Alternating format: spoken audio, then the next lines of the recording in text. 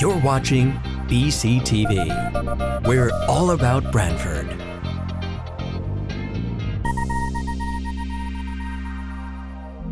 You're watching BCTV, Brantford Government Television, a service of Brantford Community Television. This program is brought to you in part through the support of the town of Brantford.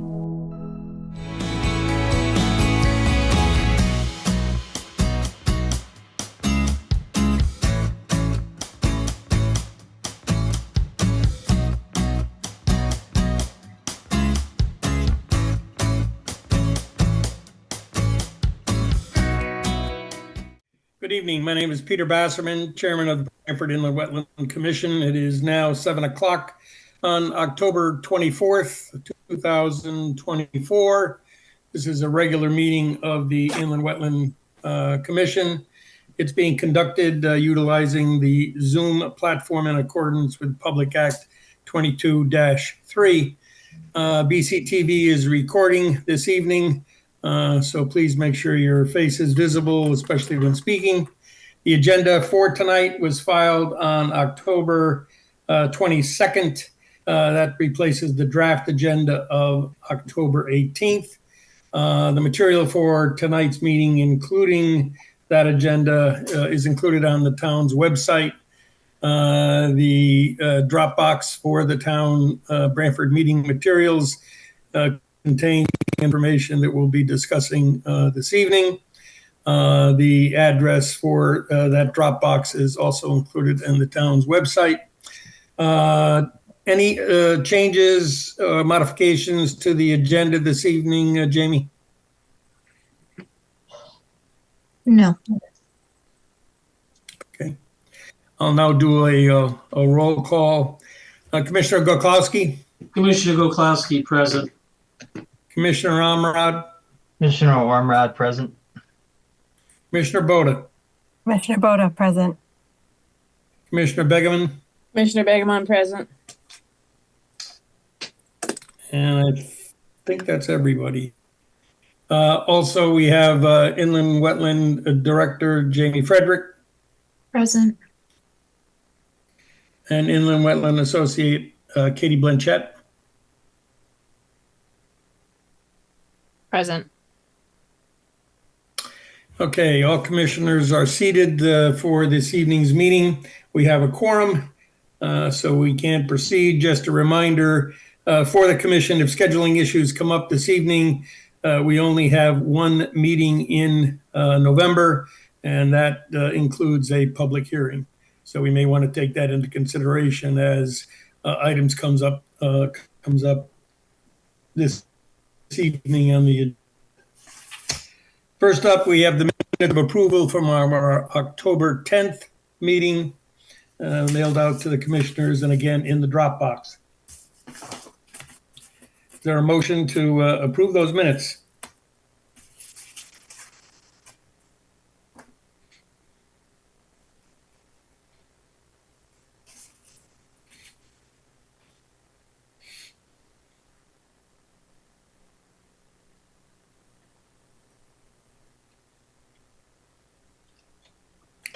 Let me try that again. Any motion to approve the minutes of October 10th of the Inland Wetlands and Watercourses Commission?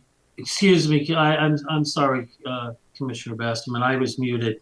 I put a motion forward to accept the minutes that were put forth for the October 10th, 2024 meeting.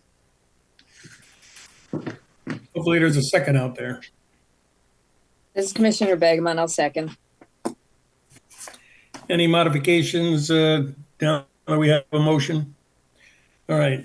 All in favor of accepting the minutes of October 10th indicate by saying aye. Aye. Aye. Aye. Good. Aye. Item 2 on our agenda, applications for review, Inland Wetland 240902. That item is tabled until our public hearing on November 14th. Inland Wetland 240903, 5 Pin Oak Drive, which encompasses the construction of a 20,000 square foot building with associated site improvements. Jamie, can you provide an update for that? item? Jamie Frederick and the wetland agent. So we have received revised plans in response to the discussion at the last meeting. I did send out a staff report. The project engineer pointed out that I may have compared incorrect values, so I reassessed that and I threw in a corrected staff report regarding stormwater quality volumes. They are in fact reduced through each storm event that was assessed. And if there's any questions on that, I'm sure the engineer would be happy to go over that. But just a correction, because I had called that out as something that he probably would want to address because I thought they were increased, but they are in fact not. So unless there's anything else you want from me, I would suggest handing it over to the applicant to go over those changes and then take it from there. Sounds like a plan. Who is speaking for 240903? That's Jim Priddy, Criscollo Engineering, 420 East Main Street in Brantford. As Jamie noted, there was a number of items that we had discussed at the last meeting that have been since added to the plan, pointing out some of the erosion control measures,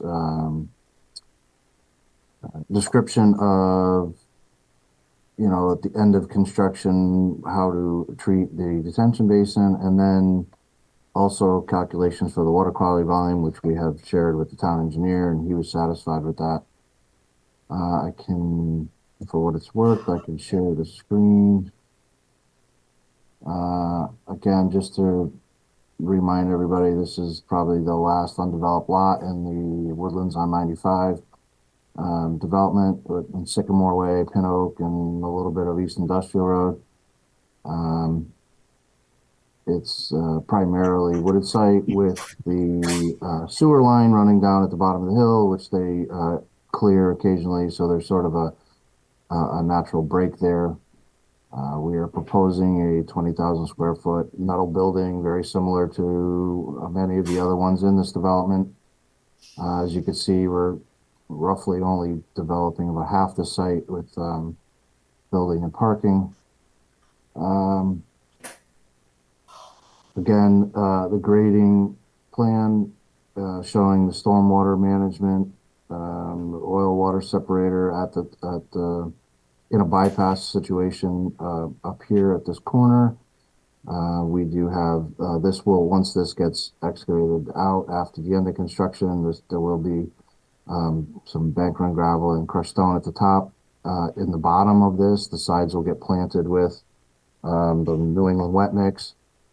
We did add an erosion control plan or separated erosion control plan that calls out for the inlet protection at all the catch basins that are impacted, the location of a temporary topsoil stockpile as kind of as far away as we can on the site, and silt fence locations and that sort of thing.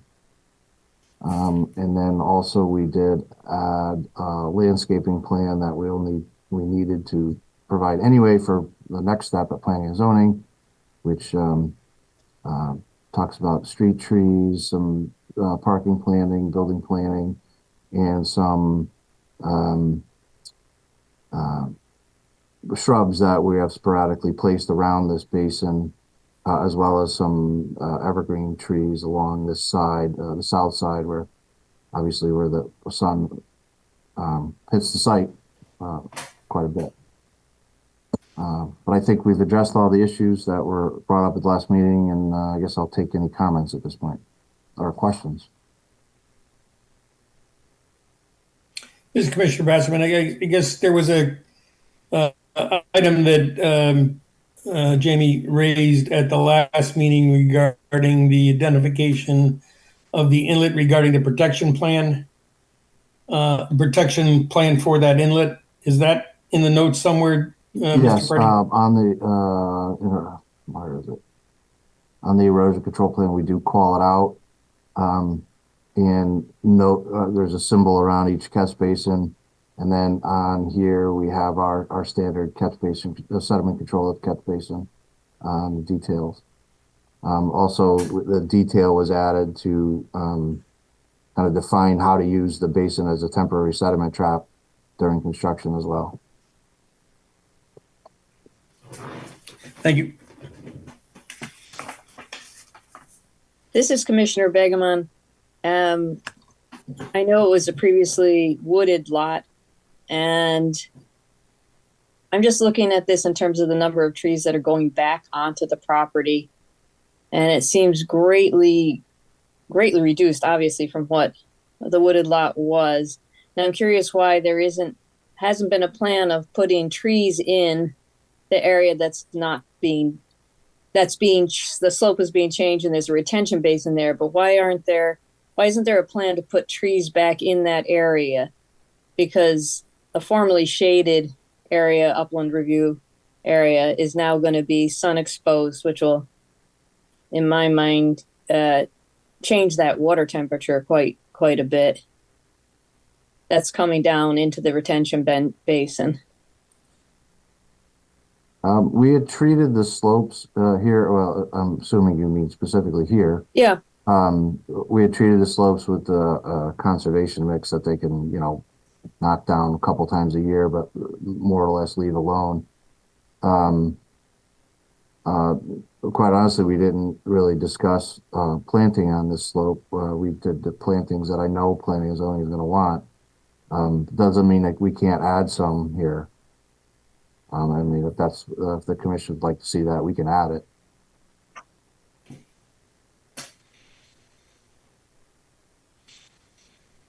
Mr. Brady, Commissioner Boda, where is the maintained sewer line relative to that slope?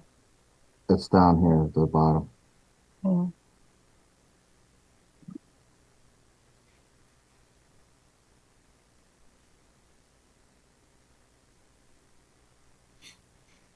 This is Commissioner Boda again. I would tend to agree with Commissioner Begeman. I think if it's a wooded space, to put back some of that temperature control, I think that is more helpful than harmful.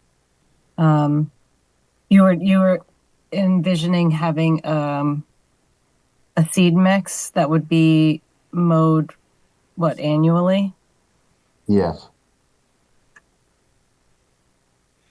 But that doesn't mean we can't sporadically place some trees here, a mix of some evergreen and coniferous trees in here. Without without going too crazy, I don't think it would be a big deal to, put a dozen trees in here and space them out, and left alone, they'll grow up rather quickly. If we mix in some like white pine or that kind of thing, some of them will grow fast.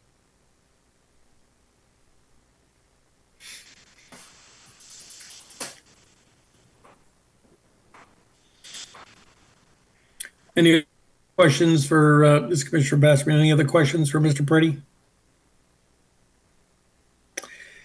Then, Jamie, why don't we pull up the staff report?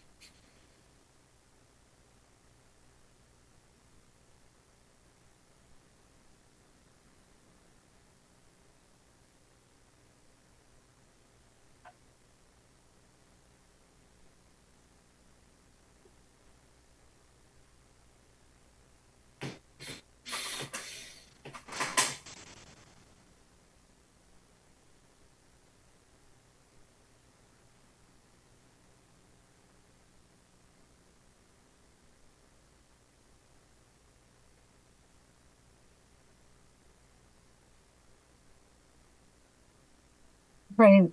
This is Commissioner Boda. For that, the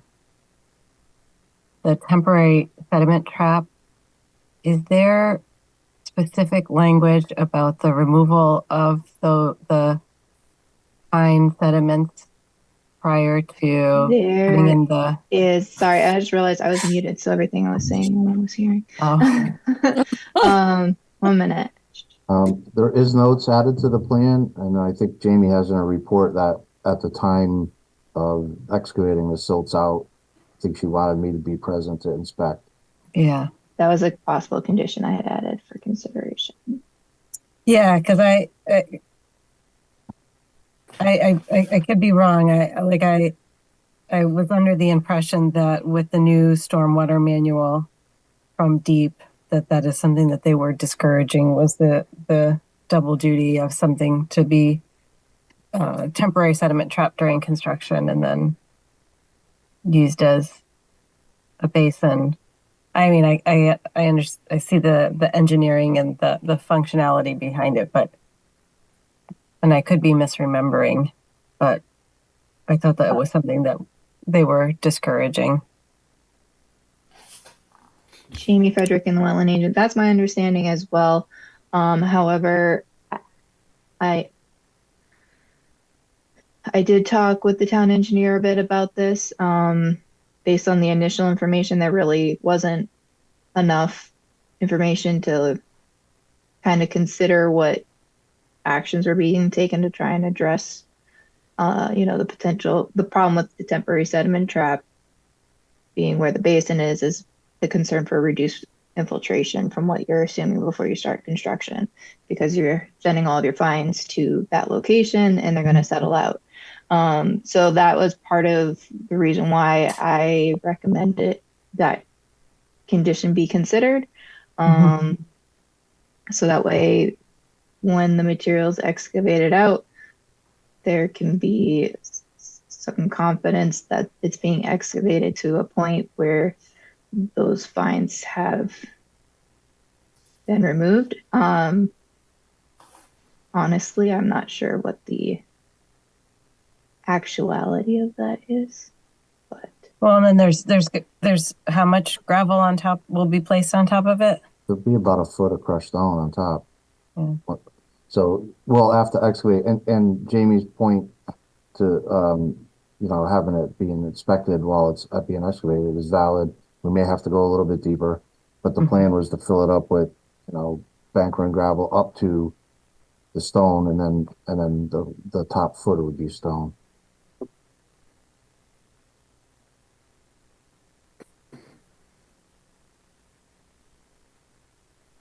Jamie, were you going to share the staff report? yeah, sorry. Okay. Probably seeing Your files. I'm not on it right now. Okay. So all right, can everyone see the staff report now? Yes. Okay. Yeah. Jamie, I do have one more question, and Sure. maybe for other folks as well. Is anybody else seeing like a giant gray bar across the top of? It's just when Jamie is displaying. Yes. Okay. Yep. Yes. Do you have any idea what that might be, Jamie? It was there last meeting. Not obtrusive to what we're looking at, as long as you're below it. I but don't know. I can try screen sharing a different way and see if that helps.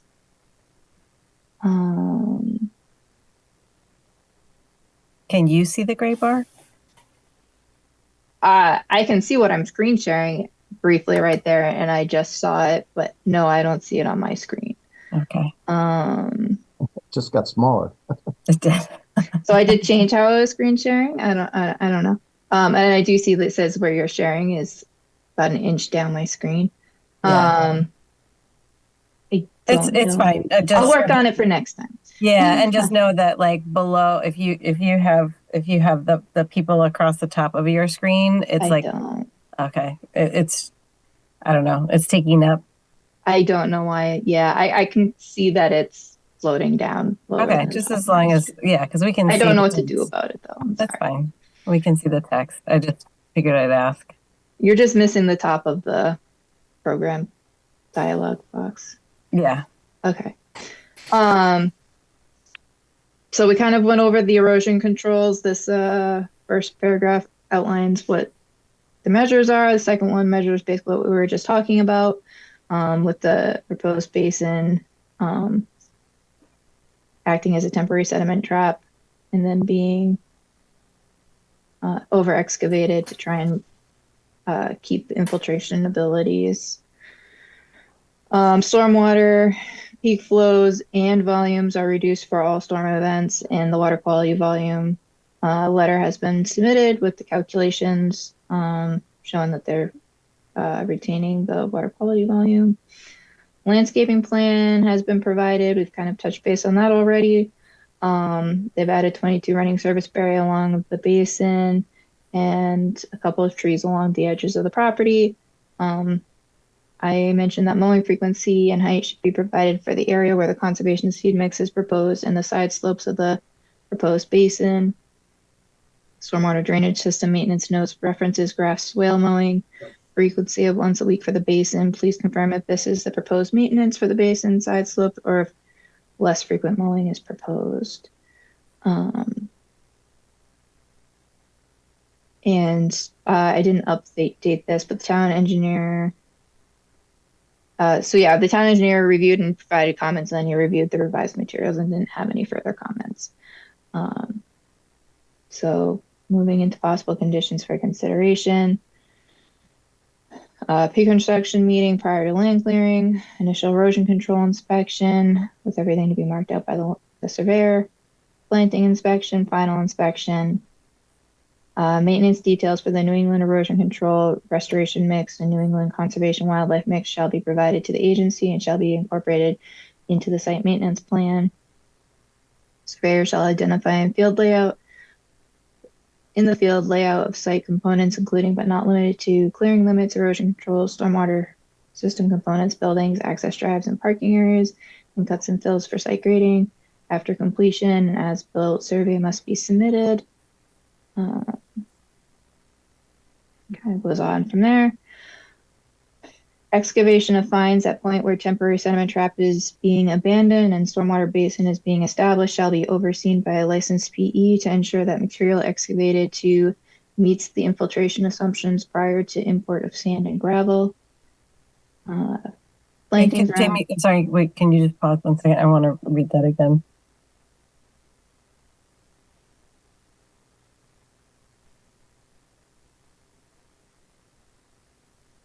Okay, thank you.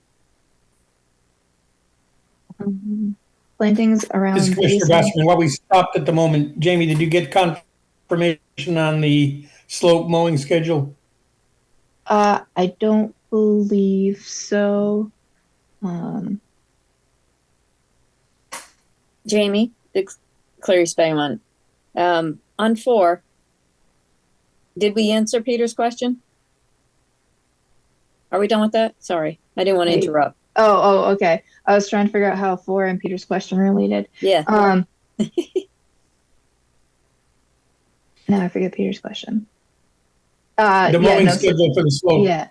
No, but maybe Jim Preddy can speak briefly to what's expected and can provide that as.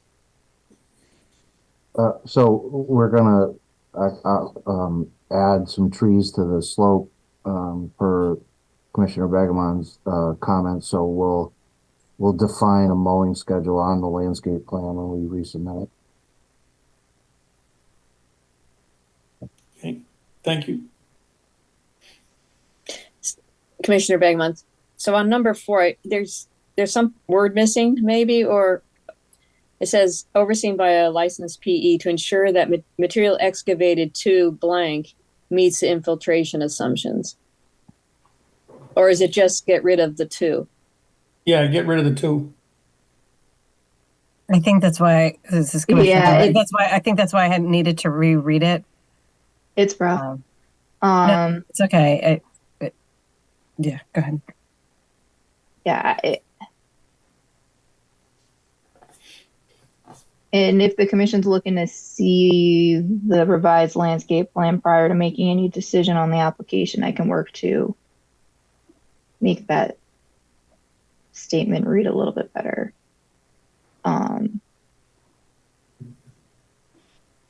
This is Commissioner Boda. I don't know that we need to hold the application for the landscape plan. I think that that's something that can be reviewed in the office. afterward as part of as a condition of approval. But that's just me. Jim Preddy again. I was kind of hoping we could keep this moving, and yeah, I could review it with Jamie. Just reading that number 4, I think ensure the material excavated too. I think she meant the point to which it's excavated. Yeah, so maybe to ensure that the bottom of the basin meets the infiltration. Does that Just work make better sure we for got deep everyone? enough. To Basically. ensure that the bottom of the basin meets the infiltration assumptions. Right.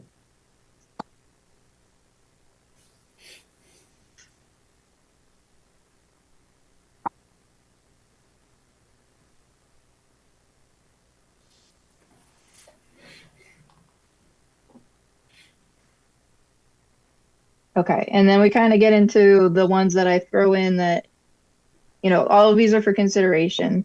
So I try and throw in everything so that way it's there if you want it.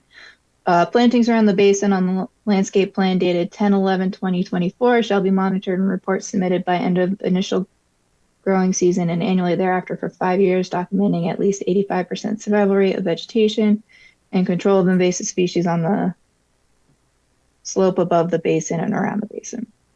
A bond shall be submitted to cover the plantings and monitoring, basically pursuant to Section 13. The bond will remain in place until compliance has been monitored for 5 years.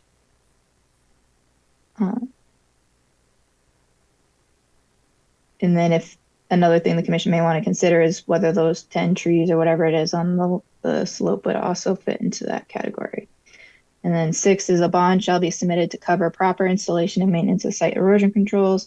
Project engineer shall submit to the IW agent an itemized estimate of the cost to bond these items for review and approval. After approval by the agent, the bond is to be submitted consistent with Section 13 of the regulations prior to start of work. The bond will remain in place until the site is stabilized and the as-built survey documenting compliance with the permit has been received. And then we have the standard conditions and general provisions of all permits. This is Commissioner Basserman. So, Jamie, could we then add, let's see,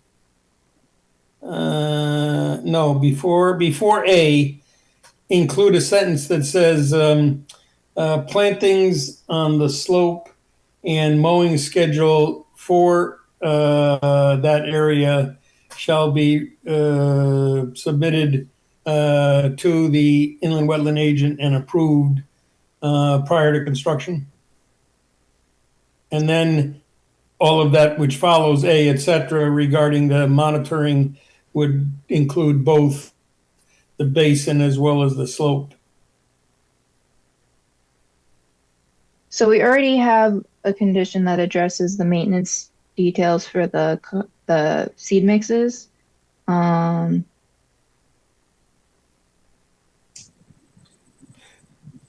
Just Commissioner Bass, what I was trying to address is Commissioner Begerman's trees. So comment about the trees.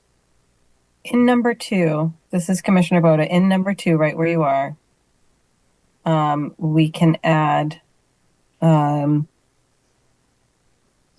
trees to number 2.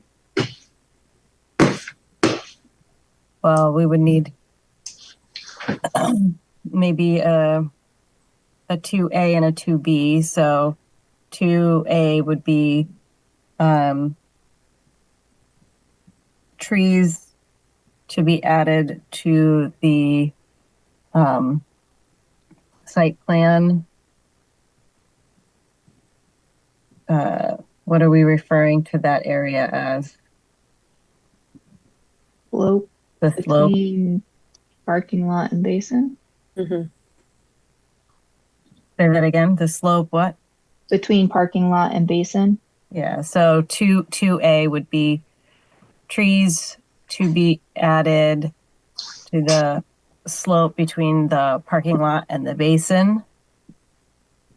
And then 2B would be maintenance details for New England erosion mix, and the trees shall be provided to the agency as it currently, everything is the same except for that we're adding the trees as well as the conservation mix.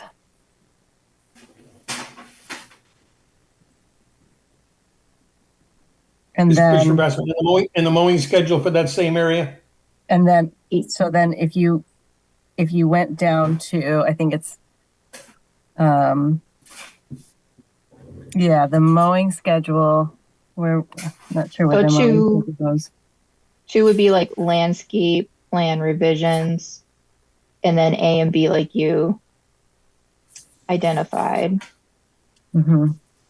Now, real quick while we're on this, is there anything the commission would want me to be specifically looking at with the trees?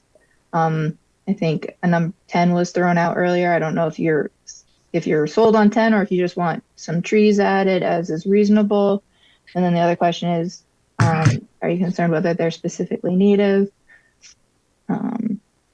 This is Commissioner Begeman. I think Jim Preddy said 12. No, so I can't And remember. I can't in my head know how much area each tree is generally. Yeah, it kind of depends on what they end up selecting. So Yeah, I was going to say that. I think it depends on what trees get selected and then when they go to place them in the field. Honestly, I think that I would certainly prefer native trees, and mast-bearing trees are always helpful. So something that is producing nuts that is going to be useful for all that very cool carbon cycling that's happening. Mr. Preddy had mentioned some conifers, which I think would be okay, but I also sometimes feel like they're very inexpensive, so there's a rush to grab the white pine. Maybe it makes sense to match the kind of trees that are the mixture that is already out there. So I didn't go and take a look, but if it's oak and hickory, then it should be oak and hickory.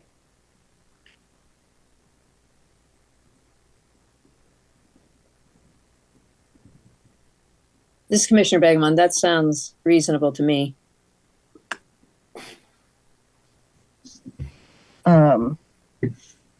So did the mowing schedule that would go into 2? That would be included in 2?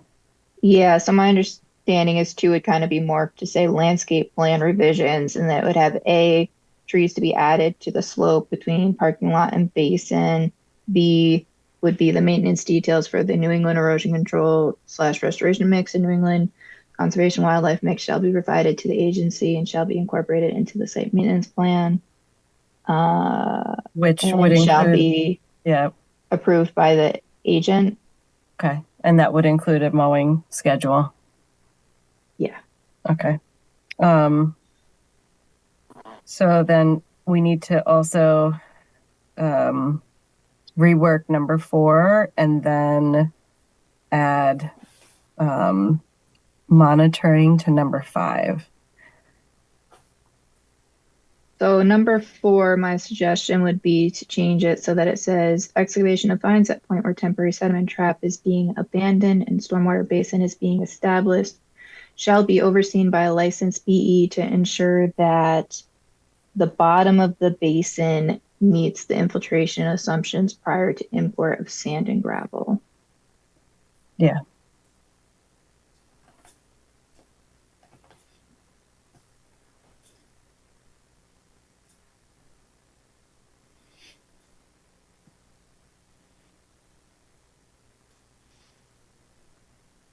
And then for 5, I think we needed to add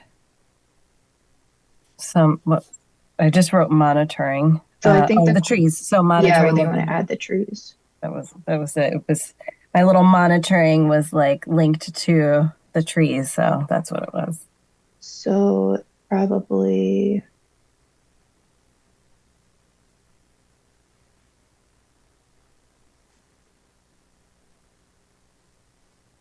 Well, so it says plantings, and so once those are on the landscape, it also plan, specifically states a date.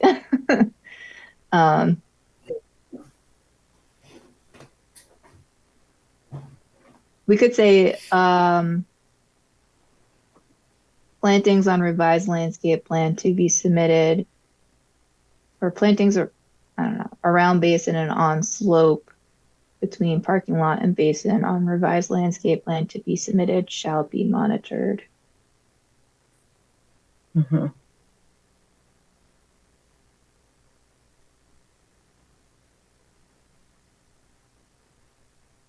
And can we make sure that it's so? This is Commissioner Boda. Just thinking back about two again, and those trees that we're getting as good of a as great of a DBH as we can. We don't want to start with something teeny.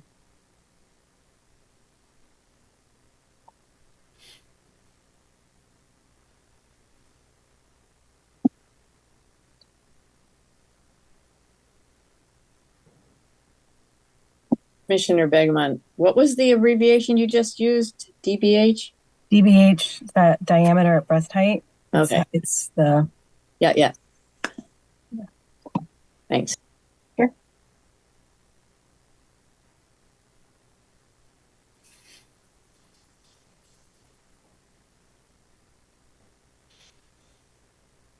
I think that was all that I had notes of. This is Commissioner Boda from the conversation. So is there a minimum DBH that you're looking for? Or I don't know what's available. But go ahead. What were you gonna say? I think usually on plans with mitigation, I see, granted, we haven't had a whole bunch recently, around 1.5 inch. For street trees, you'll see like 3 inch, but there is a benefit to not having it be too large because smaller tree has less root disturbance. So they're often a little bit quicker to reestablish. But I also see that you don't want a tree that is shorter than me being planted out there. That's going to take a long time to establish. Well, and honestly, I don't know. Aesthetically, it may not be pleasing, but I would. Would be a benefit to there being a variety of sizes, that they're not all exactly the same size. So I don't know that has to go into the plan like that. That feels very micromanagey, but so we're basically providing some guidelines right now for the applicant to consider and hopefully incorporate. Yeah. So a diversity of sizes, including some of the larger sizes as well. And the guidance would be to match the forest type that exists there. Yeah, I'm hearing a variety of sizes and native species. That sounds lovely. Yeah. Yeah, we just want to, we want to return the function that's there, that should be there, would be there.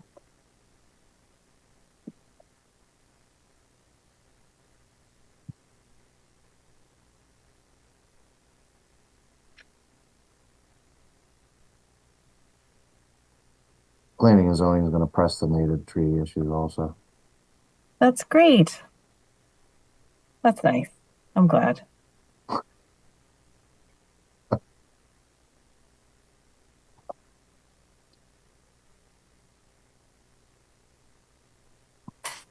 For what it's worth, they also include in their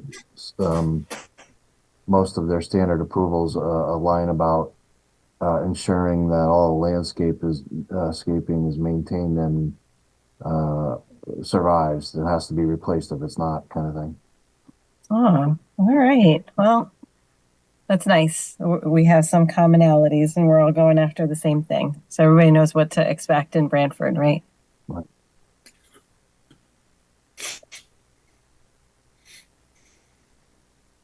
Are we okay with everything else? Yeah, just scroll up, Jamie, if you would.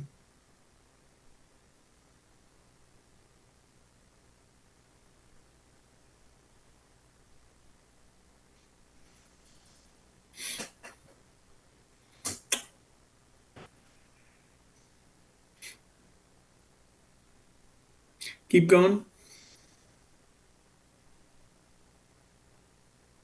Anything in particular you're looking for? No, just after all the changes, Just um, running through everything again. just trying to, yeah.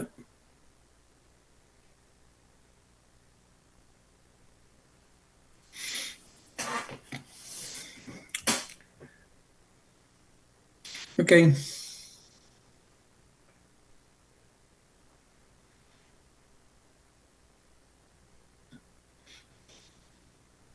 Is Yeah, everybody keep ready? going. I think that's good. Okay, You say any go other before I comments finish from the the question? commission? Say again? I said, did you say go before I finish the question? As in, are folks ready for a motion? Yeah, I'm gonna say, is it, anybody, any other comments from the commission? If not, take a vote on 240903. This Commissioner is, Gopowski? Wait. There's no motion.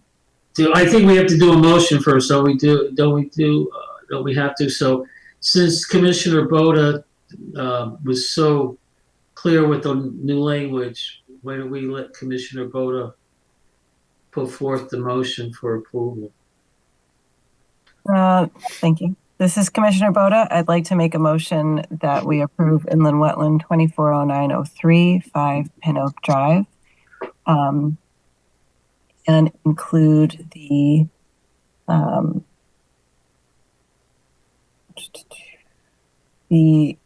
conditions that were enumerated on the conditions for approval on the staff report dated October 24th, 2024, from sediment and erosion controls through the standard conditions and general provisions in the issuance of all wetland permits, as well as the changes to number 2 that were discussed regarding adding trees to the site plan, as well as trees to the monitoring plan, and the new wording for number 4.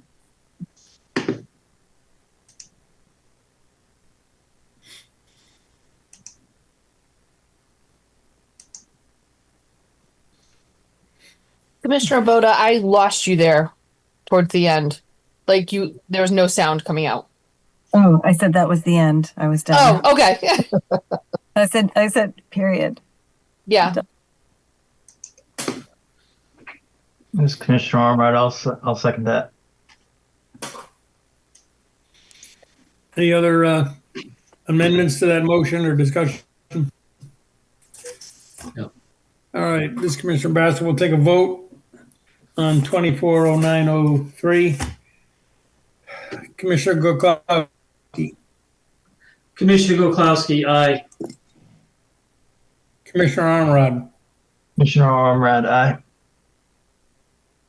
Commissioner Boda, Commissioner Boda, aye. Commissioner Begeman, Commissioner Bagman, aye. Commissioner Basserman, aye. Okay, Thank you, folks. Have a good night. you too. Last in the application for review is 241001, 1 to 139 Bay Pathway, Island View condos, replacement of PVC drainage pipe with concrete drainage pipe. And I think we had material on this. Yes. Jamie, do you have an update? Yeah. So Jamie Frederick and the Wetland Agent, this is the start of the review for this application. I was contacted by the management company and their project engineer to discuss this project a couple months ago. They realized they were having an issue and needed to address it. And this is the application they're submitting in hopes to do that. So I have been out to the site this past summer, and then I just went out again today to grab some pictures and make sure there wasn't any huge changes in site conditions, and to take a firsthand look at the area to kind of be armored below the outlet. So we do have the project engineer present. I think it might be beneficial to have him kind of go over what the plan is for you guys. I'll just real quick share the GIS map and some photos, and then I think we can hand it over. So site might sound slightly familiar. The commission did have an application on the other side of the site a couple years back. Let's see if I can do this. All right, yeah, I see that gray box you're talking about. I don't know what it is. Disappears after a couple seconds for me. All right, so this is kind of central-ish to the site. I don't know if anyone's familiar with property, but if you take the middle entrance into the property and you drive all the way down, there's this drainage pipe that goes down between the units and discharges out to this watercourse network. And essentially some of the pipes are breaking apart and causing issues and resulting in sediment and pipe debris entering the watercourse. So they're looking to replace it. This is looking down through the lawn area from the edge of the parking lot. These are pictures. Would you go back to the map for a second? Yep. And just orient us with, can we also see in this map the other work, like where the other work would have been? Yes and no. So actually I think I was, oh, no. So yes and no. It's like just off of here. And we don't have any of the drainage features for that. I'm not really sure why we have this in our GIS because it's a private drainage pipe. We usually don't have them. But this slope over here is where that other repair was. So further south? Further south and slightly further east.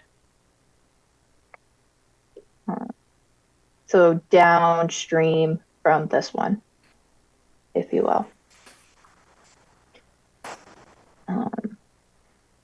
Thank you. Yeah, and that's just close up. I should have taken this a little bit further south.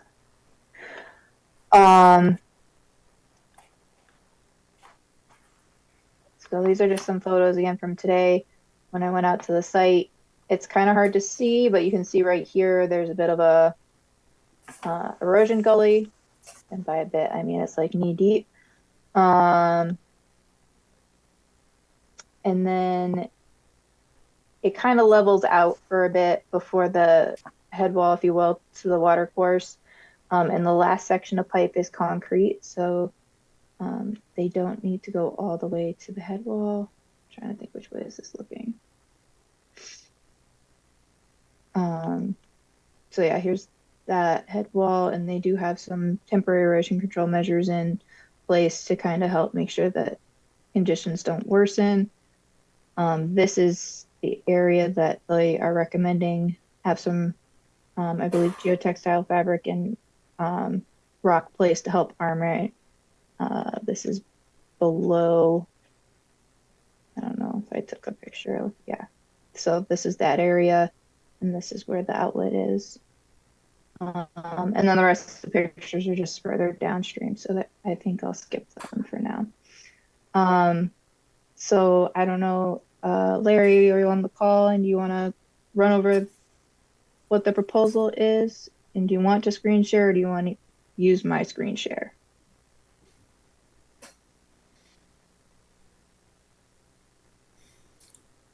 I was on the call.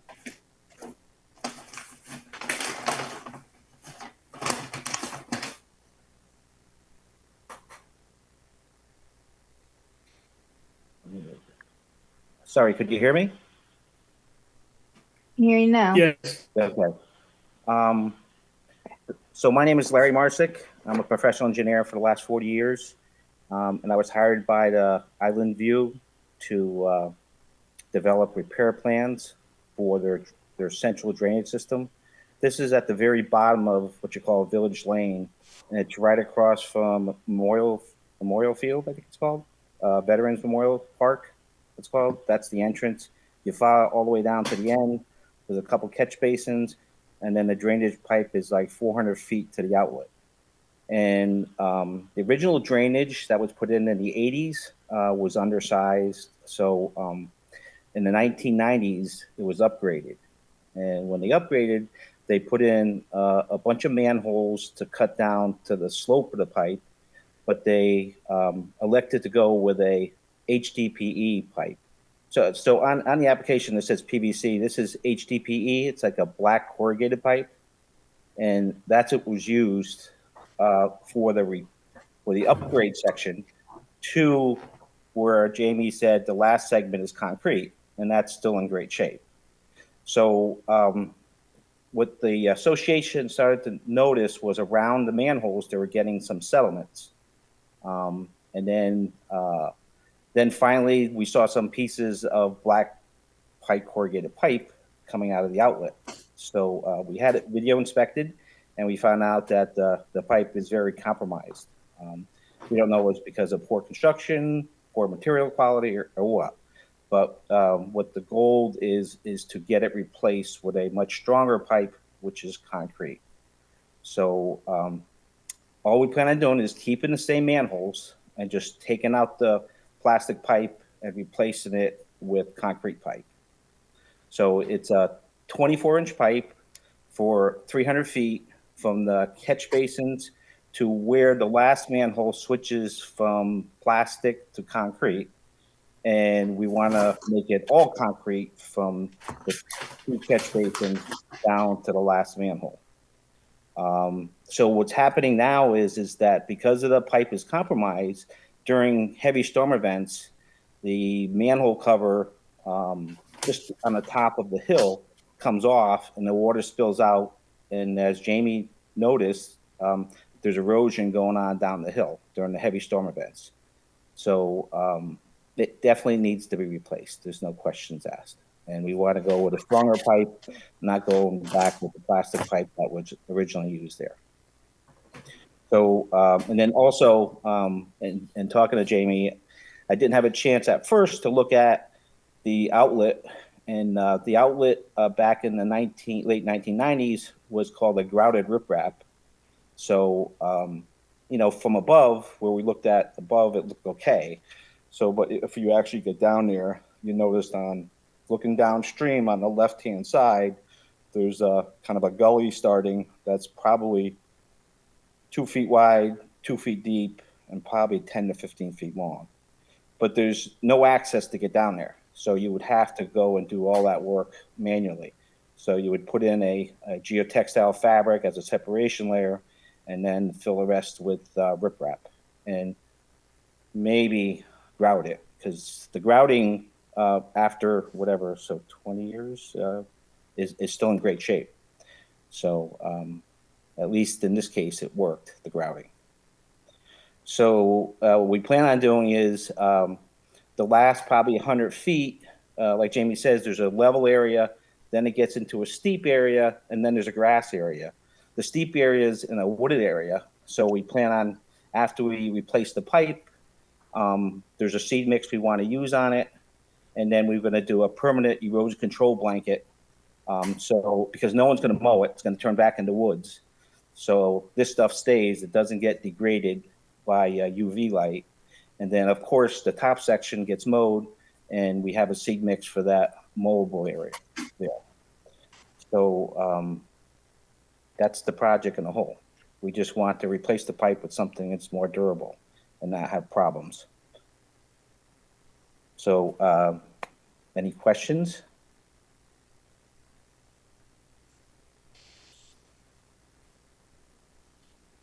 This is Commissioner Boda. Can you talk about not the final product, but the construction process? Yes, I can do that. So on if you see the drawings, where the catch basin is, there is like a 2-foot segmental wall made out of blocks. That's very up by the parking area at the very end of Village Lane, where the road splits and goes right or left. There's some parking areas right in front of you, and right there would be the construction entrance. where we're going to use, construction mat putting down. And at one side of the pipeline is where we're going to enter there. And then all the work, replacing all the pipe and everything, will be from that access point there, all the way down to the end there. There's, and I don't know, this was back, there's a Island View 1 and Island View 2. There's somewhere between the two, there's a property line. We are not going on Island View 2 to do any of the work. It's all staying on Island View 1, and all the access is from that one construction entrance there. So everything, we'll start at the very bottom and work ourselves right out and right into the parking lot. So that's what the intent is. And again, using hay bales and road control. We put them in there because we thought it was the right thing to do at this point until we get approvals from the wetlands regarding this. And this is Commissioner Boda. Are those black rectangles representing hay bales that are currently on site? No, close, but that wasn't the intent, is to put them there. I think we put them in there and then we kind of drew them in, but they're in a general area, give or take 10 feet or something like that. Mm-hmm. And how long would this process take from the time that you roll out the vehicles and start excavating until? Probably 3 weeks. Mm-hmm.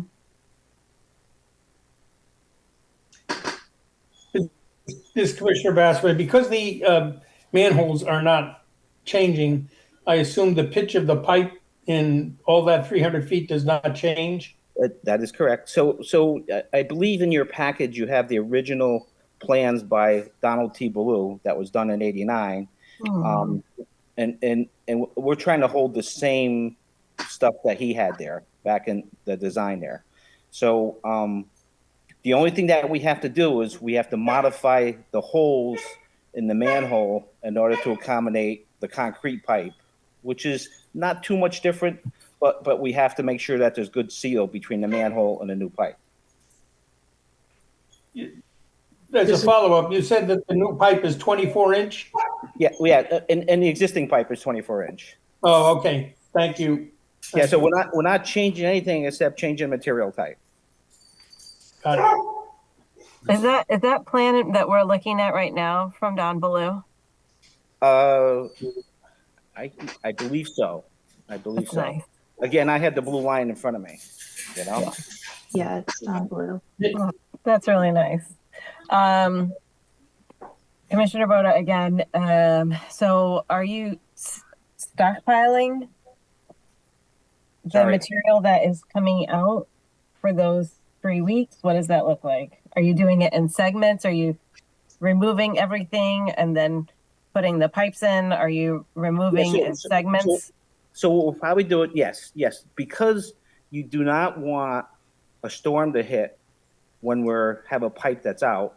Mm-hmm. They have to complete a segment every day, and connect the segments, whatever it is. Say they're 10 feet short, they got to put something in there to connect it, either the back to the plastic or what, because you don't want to have a storm drainage system that's disconnected. That's disconnected, right? Mm-hmm. So that is correctly. That's what we have to do. And then all the material, what we plan on doing is and we don't know. I know in plastic, HDPE, it's important to have good backfill and compaction around the pipe. And we don't know what happened here, but we are going to truck in some processed stone, it's called, and use that for backfill around the pipe and underneath the pipe to get good bedding material.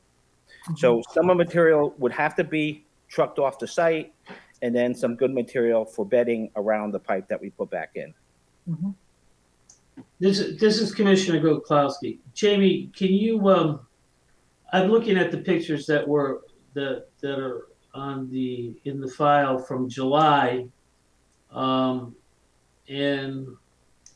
it shows. I'm trying to piece together the plan and the current pictures that are in there. So those pictures are on the steep section, which is the area And the last one, two, like two, three manholes. If you look at the drawings also. Okay, because I'm looking at, I see that in one of the pictures, I see there's a lot of sediment around one of the, looks like one of the manholes. Yeah, that's the one. So what happens there is on the very bottom, the grade changes from very steep to level. And when the water was coming down the hill, it settled out right where you see that. That's where the change in grade is right there. So it's hard to see that three-dimensionally in a picture. Okay. Now I see. So that material, we also plan on bringing that, we have to pick up that material that got down there. It didn't get into the wetlands because it settled out right before there. So that's why we added some additional erosion control to make sure that it keeps staying in that area there and not get done any further if, by the time we get working on this project. The good part is, I'm not saying the good part is, but we haven't had good rain, so we've been lucky a little bit. In the last picture that I see here, do I see a corrugated pipe or part of a corrugated pipe in the picture where there's a concrete? Yeah, Yes, that must be that's probably the pieces that are there. yeah, not that's part of. I got one sitting right next to me that I was going to show you. Jamie, did I sent you a picture? I think it was today or yesterday of the corrugated piece. Do you have that in the file? Let's see. I do have the pictures you sent yesterday. It was a piece I took out when I went down there to look. Now, any of those trees that have fallen, you're not going to be disturbing those in any way, shape, or form. You're just going to let them stay there and do their thing. That down below the outlet. Yeah. Yeah, we were. We weren't going to because the wetlands that was flagged was really from the outlet down.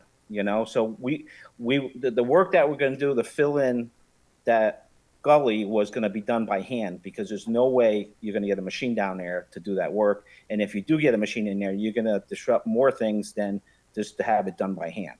So we don't plan on doing anything down that way.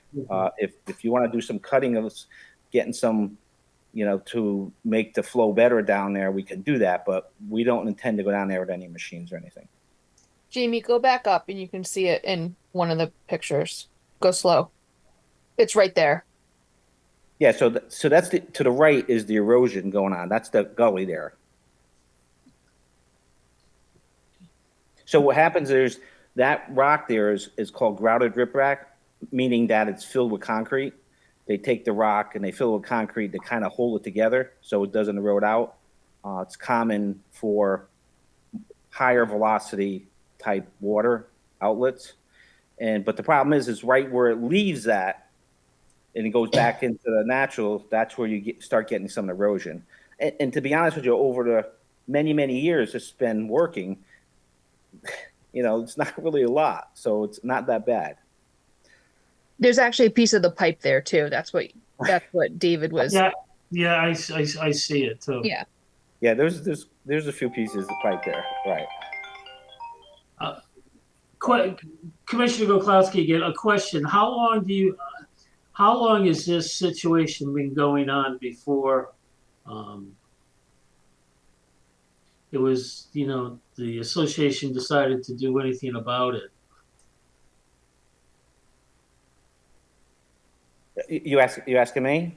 Yes. Oh, well, they noticed some of the depressions in it and stuff. And at one point, it wasn't, it wasn't to a point where it was obstructing the water flow. So I think it's something that when it started getting worse, that's when it came to attention. Let's get it done. So. And when do you plan on starting this project? Well, I think they would like to get it started as soon as possible.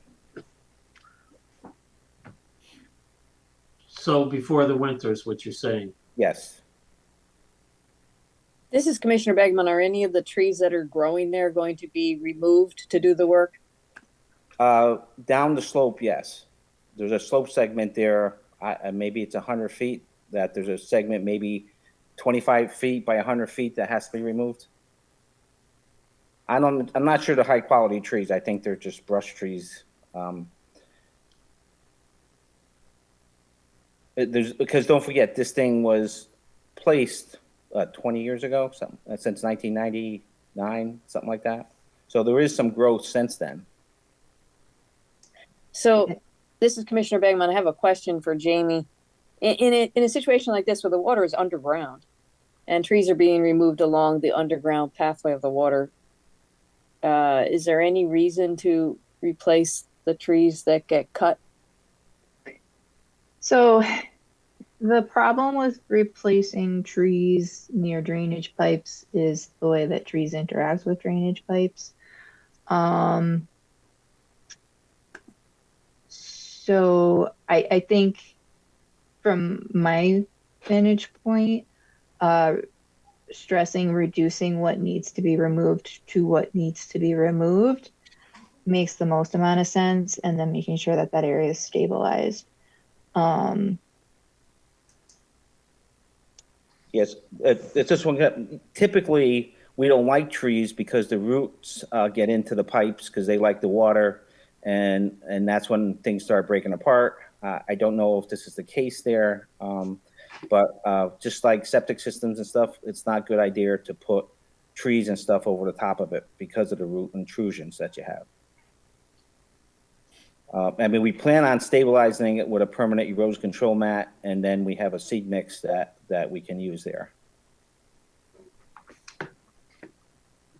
So this is kind of looking up that slope area. So you can see there's a couple smaller trees that would be removed, and there's probably a couple of larger trees as well. But for the most part, they're small trees. So also, what you noticed on the map that Jamie showed you at first, there is a parallel sewer main that goes through here too. It's the sewer main that picks up all the sewer. So you do need access to get to the sewer in case it gets clogged and stuff like that. This is Commissioner Boda. Is there, since there's going to be a little bit of an opening there where those trees will be removed, an intention to then monitor for invasives? That's a sweet invitation.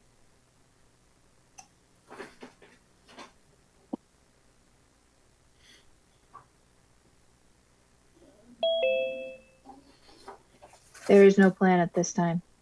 Yeah. Personally, I think, given the proximity, I think that would be a helpful addition if there's going to be some opening up of sunlight, which the other trees will appreciate, I'm sure, having a little extra room and a little extra light. But we also know that is how the invasives find their way in, with that extra sun and that extra space, and kind of folks coming in. And if you do the work in early winter, I think that will help.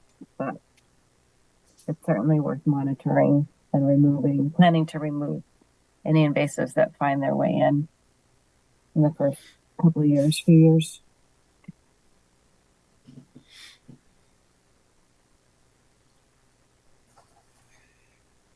This is Commissioner Bassman. Jamie, we don't have a staff report for this. I do have a staff report. Was it in the Dropbox? I believe so. Yeah. Item? It didn't have a number. It's just the 2024-10-21 staff report. Got it. Yep. So Thank you. Richard Snarski did the wetland flagging. The wetland flags were up. I could see them out in the field. You could see some of them in the pictures. I think given the circumstances, we don't have a wetland report. I don't know that that's needed for the commission to review this application. Do have a site plan based off of the previous drainage plan and existing manholes. Kind of, we've already went over the bit of the property history. Erosion controls plan includes construction entrance, silt fence backed with hay bales. Slopes greater than 1 are proposed to have permanent turf reinforcement mat. Construction sequence indicates that work will begin at downstream most point position of the site, and no more than 1 run of pipe will be removed and replaced at a time. They're not modifying any conveyance or anything. They're just looking to repair with concrete versus plastic. Landscape plan, they have grass mix proposed within the existing lawn area. Conservation 2 mix was originally proposed, which they replaced with the Ernst Seed native steep slope mix with green oats for outside of the lawn area within that disturbed wooded area.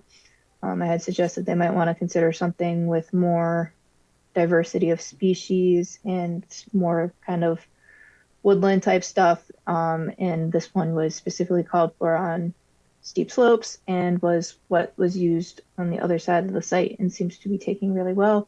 So that's what that is. And then potential conditions for consideration. Clearing limits, pre-construction meeting with clearing limits, initial erosion control inspection, final inspection. A bond shall be submitted to cover proper installation and maintenance of site erosion control controls would remain in place until site is stabilized. An as-built survey documenting compliance with the permit has been received. I don't know if you need an as-built in this particular case because the manholes aren't changing. It's just the pipe sections. I don't know if you need this one either, but particularly if they're going to be starting in the, now and may not necessarily have the site stabilized until the spring. Upon clearing of site and until the site is stabilized, the applicant shall retain a qualified erosion control professional to inspect the soil erosion and sediment controls weekly and after each measurable precipitation event 0.25 inches or greater. Report shall be submitted to the Inland Wetland Agency as requested. Disturbance on either side of the drainage pipe sections to be replaced shall be kept to a minimum as needed to safely complete the proposed work. To reduce erosion potential, no unnecessary clearing in the wooded area shall occur.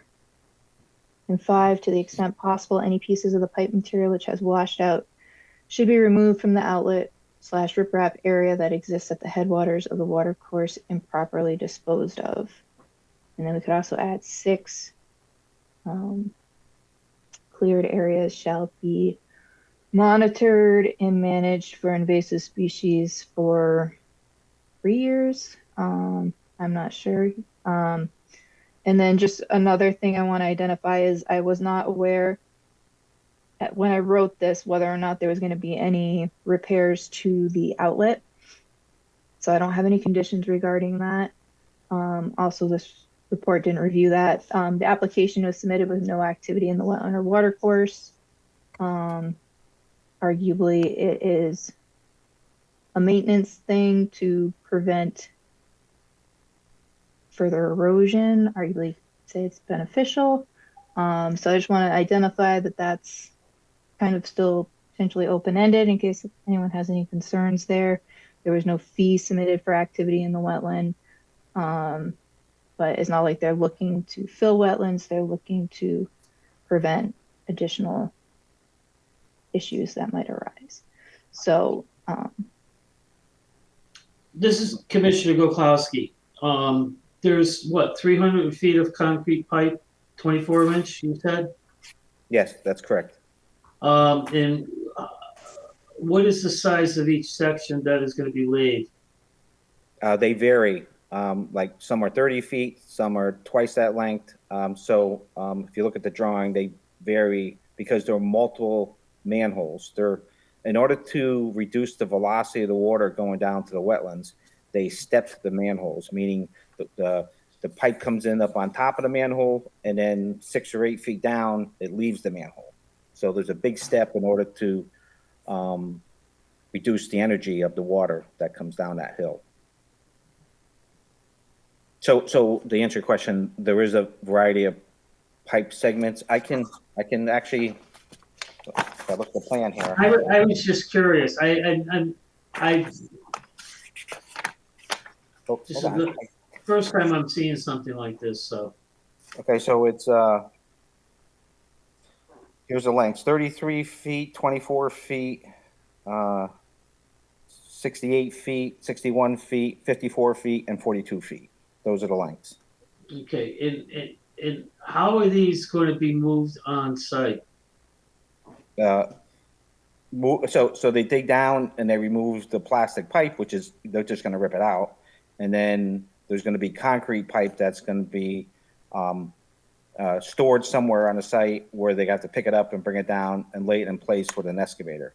Most of the work is going to be done with an excavator with a payloader bring in the pipe to them. Okay.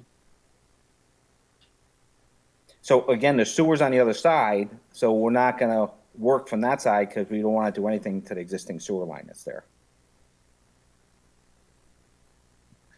All right, thank you.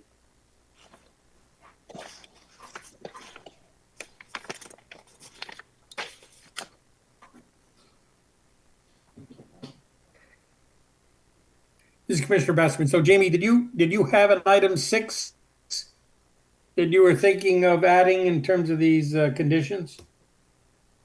So the item 6 that I was thinking based on Commissioner Boda's comments earlier was something about monitoring slash managing invasives. So the only thing is that area is not going to be mowed. So, I mean, if there's a way of monitoring it and then cutting it, we could do that. But we're going to use a permanent erosion control blanket. So that's going to be there. It's going to be a netted thing that's staying there in order to prevent erosion, in the future. A lot of these blankets go away in a year or two because they're UV degraded. The intent here is to put a permanent one in there.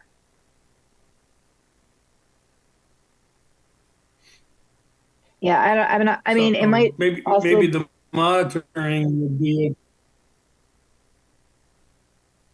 Go ahead, Jamie. there's also kind of this more level area above the head wall where I know there's some existing multiflora rows. Generally speaking, it's not bad through here. There's a little bit of multiflora rows, and I saw a couple young sprigs of euonymus or burning bush. But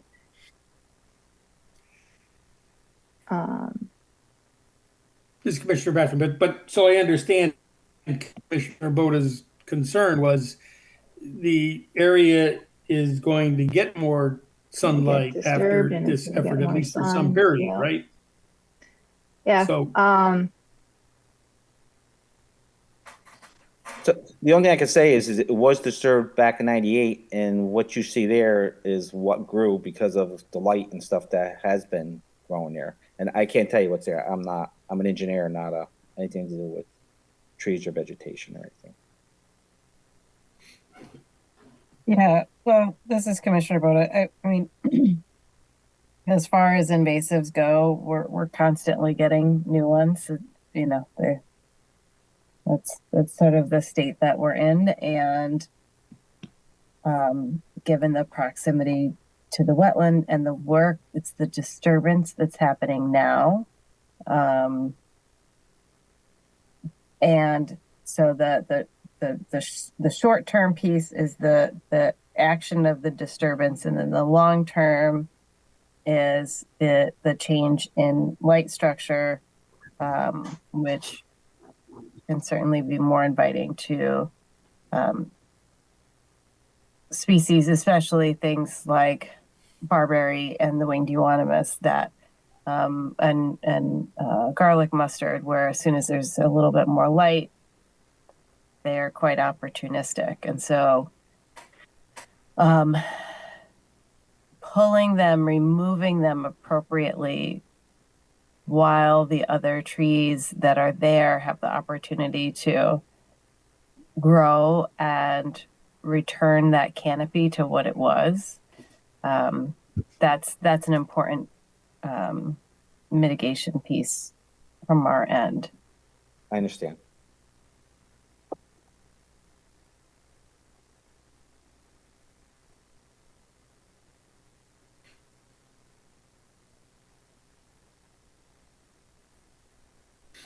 I don't have an answer because that's not my Yeah, field. no, I think we're just waiting for somebody to take another step now. Jamie Frederick and the Wetland agent. I'll just loop around real quick to that minor activity proposed within the water course. It is a small area. It's under the area that would require any sort of um, mitigation, if you will. And again, it's how large of an area did you say it was? It's probably going to be like 100 by 20 foot wide, in that area there. That's actually going to be disturbed. And I'm sure if the commission had any problems with it, they'd probably just back off from doing it because it's not really essential to the repair they're doing, but it's something that I asked them to take a look at and should ultimately overall help with impacts to the wetland and water course downstream. Is there dewatering that needs to happen? No, because the groundwater is down a lot deeper. No, there isn't.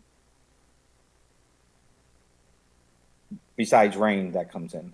I mean, we could say that it should be completed during a dry period. Dry period. Yeah, the winter, that's why, I mean, the winter would be nice to be able to get it done.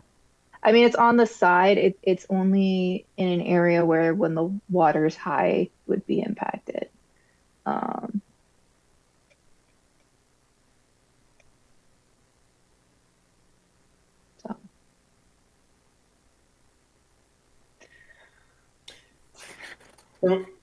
This is Commissioner Bassamy. Can we add an item to those conditions such that we can move this along, or do we need to come back on this? I think relative to the invasive species, unless the commission's looking for a specific plan, you could make a condition that the disturbed areas be monitored and managed for invasive species by a qualified individual for 3 years would be my recommendation. I think you could go up to 5, but I don't know that it's necessary. And then for the rip wrap, you could say that work. I mean, you could say it must be done by hand, but the application materials already say that. You could add that it must be done during a dry period. You mean the work done in the dry period? Yeah. So I mean, meaning that like when they go in to place the stone, it shouldn't be when like after a storm event yeah, so we flowing understand. through there. But I just didn't want to limit this project to, the late summer or something like that. We would like to get in there and get it done. But I don't think it has to be defined to a understanding. dry season. I think it's a dry period. Right now we're This is Commissioner Bergman. Jamie, I didn't hear what you were just saying. I think you're trying to make a distinction between dry period and dry season. Oh, yeah, I was just commenting right now we're on a dry period, yeah, I basically just that there's not actively water flowing that's going to cause an issue. Jamie, you keep fading out. Right, I think my earbuds are dying. I'm going to switch back There you over go. to my computer. There you go. Oh, is that working? Yeah.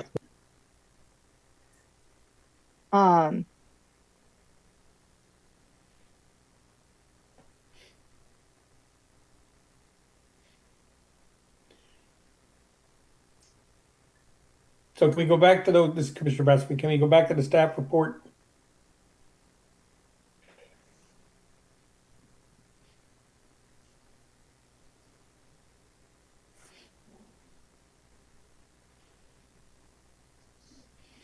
And I guess if we were to ask for monitoring for 3 years, that usually is down.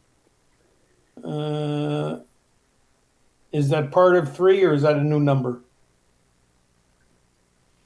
I would say it's a new number unless you want it to be bonded for, at which point you could lump it into number 2. No, it could be 6. Jamie, what was the other, I started writing down something for 6. What was the other thing that you said? For number 6, or No. I was suggesting that the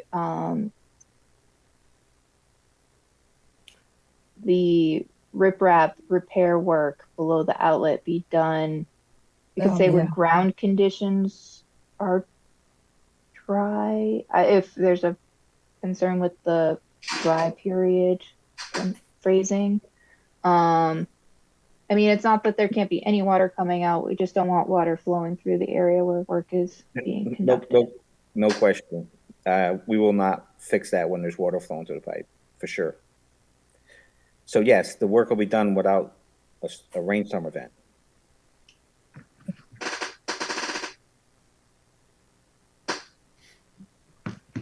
I mean, what you do get there, like if you go there today, you'll see some dribbling water coming out of there because of the groundwater from up above coming into it and stuff. Yeah. So, but there's no, gushing water out of there that can do any damage while we do a repair down there. And that repair, again, is going to be done by hand, not by a machine. Right. So if we said the riprap repair, excuse me, the riprap repair will be completed when ground conditions are dry, e.g., not when the pipe is running from a rainfall event. Yep, I'm okay with that. Okay. Those guys, walking with the rocks will be also happy about it. Right. A little bit is just common sense. Right. All right. I have two conditions if we're otherwise okay. Yeah. Why don't we hear those? Okay. I will make a motion to approve Inland Wetland 24-1001, Island View Village, aka 1 through 139 Bear Pathway, to approve the permit, including the possible conditions for approval outlined in the staff report dated October 21st, 2024. All of the possible conditions for consideration. And in addition to those, I will add number 6, that the site shall be monitored and managed for invasives by a qualified individual for no less than 3 years and up to 5 years if necessary to ensure invasive species are held back while the canopy regrows. And a report is to be submitted to the Inland Wetland Office annually, reporting the status. And additionally, that the riprap repair shall occur when ground conditions are dry, e.g., not when the pipe is running from a rainfall event.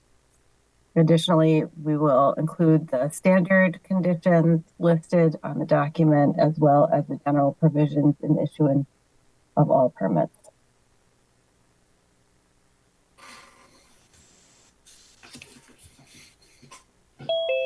This is Commissioner Goklowski. I second that motion. This is Commissioner Bassman. Any amendments to that motion? All right, we're able to take a vote at this point. Commissioner Arad, Commissioner Ormerod, aye. Commissioner Begerman, Commissioner Begeman, aye. Commissioner Boda, Commissioner Boda, aye. Commissioner Gokowski, Commissioner Goklowski, aye. Commissioner Basserman, aye. want to thank you, Commissioner. Wonderful. Thank you. Thank you very much. And we'll do our best to Oh, yeah. get the job done when everybody's happy. Okay, thank you. Our first enforcement activity, CC Correct 240901 and NOV High Plains Road number 9 and 40 Hickory Hill regarding the sedimentation of the pond located on 40 Hickory Hill Lane. This is a continuation of the show cause hearing. I think we were looking for some additional information on the flocculant. Jamie, did that come in? I have not received anything. However, I see that the soil scientist is with us this evening. Okay, why don't we hear from the soil scientist? Good evening, everyone. This is George Logan, REMA Ecological Services. Can you hear me? Yep. Yes. Good. I Yes. have a different setup. So I was at this, well, let's go back up a little bit. So when we selected the particular flocculant, one of the things that the manufacturer had asked us to do is to give her a little more information about the watershed, the sizing of the pipes, the interconnections, if there was a catch basin before that could be accessed. So yesterday I went over to the site. By the way, the actual house that was the issue is beautiful. It's absolutely green. Excellent job that was done there. The catch basin, it's an old catch basin that I found, which is connected with the rest of the road that as it goes up, is very deep. One of the deepest ones I've seen. And the pipe that's coming from it is very high and quite large. It's at least a 2-footer that's going to the pond. So there's no potential for putting flock logs there. They will be overwhelmed. So one of the things that I was hoping we would have had, of course, we haven't had any rainstorms. I wanted to be able to see what the flow characteristics were between the small pond and the larger pond. And unfortunately, as I'm looking at the forecast, I don't see any rain for at least a week and a half. But anyway, so we're not going to stop with that. We're just going to order the flocks. They're going to have to be low profile because the pipe that goes between the two ponds is relatively small. So we don't want to use, have the flock logs become a restriction during a storm. So that was one thing. And I was there yesterday, and one of the things that I noted is the small pond is quite deep. It was dug pretty deep. I stuck my auger to about almost to the handle and tried to grab sediment. And when I grabbed it and brought it up, there was no sediment, no fines that, and if there were some, they were probably vacated as I was bringing my auger up through the water. So it looks like the slug has moved to the larger pond from the smaller pond, which is, I guess, good news in the fact that things are pushing in or they're being isolated already within the pond bottom. So I expect that between now and the next meeting, which I believe is on the 14th, we will have the logs in our possession, and then we're just going to wait for the first storm that comes. And I'm also going to provide a little bit of information that you folks requested as far as what the monitoring would look like. So that's kind of where we're at now with this particular situation. Thank you for that update. Sounds to me like then we would reserve any further discussion until November 14th. Is that what I'm hearing? Yes, I think there's someone online that might want to say something. I just saw him a moment. Is Tom here? Yeah, Tom's here. Yeah, I'm Capabianco.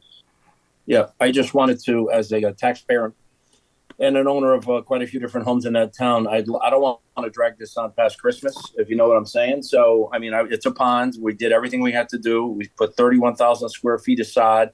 The silt fence was not put up, which I take full responsibility, even though it wasn't my job, but I'm a part owner there of my son's home. So I think we've done everything that the town has asked us to do. We've hired George. We've done testing locally in Connecticut. We then sent it another step. Someone on the board actually said, well, this settlement actually settle in the pond, that we'd be okay without doing anything else.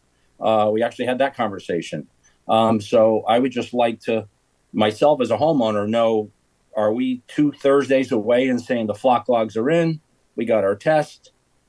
I mean, and I could call this a day and be done, and the town be happy, and my son and myself and his new wife be happy. So when does this kind of end is what I'm asking as a homeowner. This is Commissioner Bassford. I don't know what end constitutes at this point. It sounds like on the 14th, we should have the information that we requested and should be able to, make this happen. But it's going to require a meeting on the 14th. Which is fine. I'd like to, all I'm saying is just, I'd like to, and it's been 2 months now. I've done everything I've been asked for by hiring specialists and paying out a lot of money and getting everything. And like the house came out absolutely gorgeous. You got 31,000 square feet aside, and Jamie's been there, Katie's been there. So what I'd like to do, hopefully, if there's a resolution on the 14th, I have no problem with handling another meeting, but I just would like to put it to bed, as you could probably understand. Clearly. Yeah, hopefully at the the November 14th meeting, we'll have the information to review. And then at that point, there'll be the monitoring recommendation. So there probably will be a period of time during that monitoring period, but you wouldn't have to check in with the commission throughout that period. It would be checking in at the end to say, yep, it's done. Hopefully it worked the way that we thought it would. And then it would be done. But it wouldn't be you coming to every single commission meeting. All right. Well, hopefully we have all that. So yeah, hopefully next meeting we can. So are we skipping a Thursday? Is it 3 weeks? Is that why it's not every other, or am I just off? It's usually the second and fourth Thursday of the month.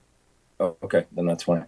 All right, no, I'm fine with that as long as everybody understands where I'm coming from. It's it's the pond. We've done everything we could do. We've hired specialists. We've tested it. We've shipped it across country, and now we just want to move on with everyone's life. And like I said, he just got married 2 weeks ago, and I just want to move on and start working on the house and not worry about we're already planning and zoning's all set.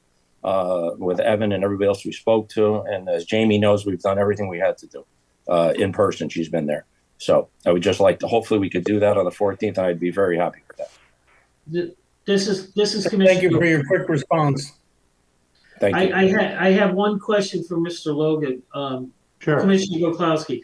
Now, as you stated, you said everything, you said the property looks good. So you're not seeing any runoff from the property since the sod has been installed. Is that correct? That is absolutely correct. So right now, his property is not causing any damages to the pond any further. Correct. That's done. So the only sediment that we may have is what's in the system, meaning in the pipes and the drainage, possibly in. But that could be coming from somewhere else and not the subject's property. That's also true. I mean, this is an urbanized watershed. Obviously, there's a lot of impervious surface that is draining into this pond. So it's not like a pristine pond. However, we need to take care of business as far as making sure that the sediment doesn't get resuspended, which is why we're recommending the flock logs. Okay. So at this stage of the game, your professional opinion is what you're stating is that there is no runoff coming from the subject's property to go into the pond. That is absolutely correct. I just want to get this in my own mind because I could understand the original runoff, but after all the sod was placed, I haven't been up to see the property. I'm going to make a point to go take a drive by it myself, but it's very green. Great. All right, thank you. Perfect weather for that. Except for a little rain. I mean, we could have used a little more rain, I guess. We certainly can. Appreciate your efforts, guys. Thank you. All right, and this is being continued to November 14th. Correct. All right. Thank you for your understanding. Thank you. Thank you, everyone. C6 240903, 20 Huntington Drive, grading and vegetation removal within 100 feet of a wetland. One. Again, a continuation of the show cause hearing. I think you missed one. Jamie, were you up there recently? Wait. I think you missed one. Oh, you're right. What did I do? Not turn the page? Yeah. I'm sorry, CC correct 240902, 17182 Leeds Island Road. Clearing an earth disturbance without a permit. All right. You were out Jamie there Frederick and the recently? Wetland agent. Yeah, so we've received initial findings from the soil scientist. I met with the property owner and the soil scientist yesterday, kind of take a look at things and kind of high level discuss what process might look like. And I think for tonight, kind of the commission getting a feel. Hopefully, everyone had a chance to look at the soil scientist preliminary findings, kind of get a feel for what your thoughts are. And it seems to me that there is certainly some activity that would qualify potentially as a jurisdictional ruling request, as was indicated at the last meeting. So I would expect to see one of those being submitted. And then there is some activity that I think may exceed a jurisdictional ruling or as of right This activity. is Commissioner Boda. I'm sorry.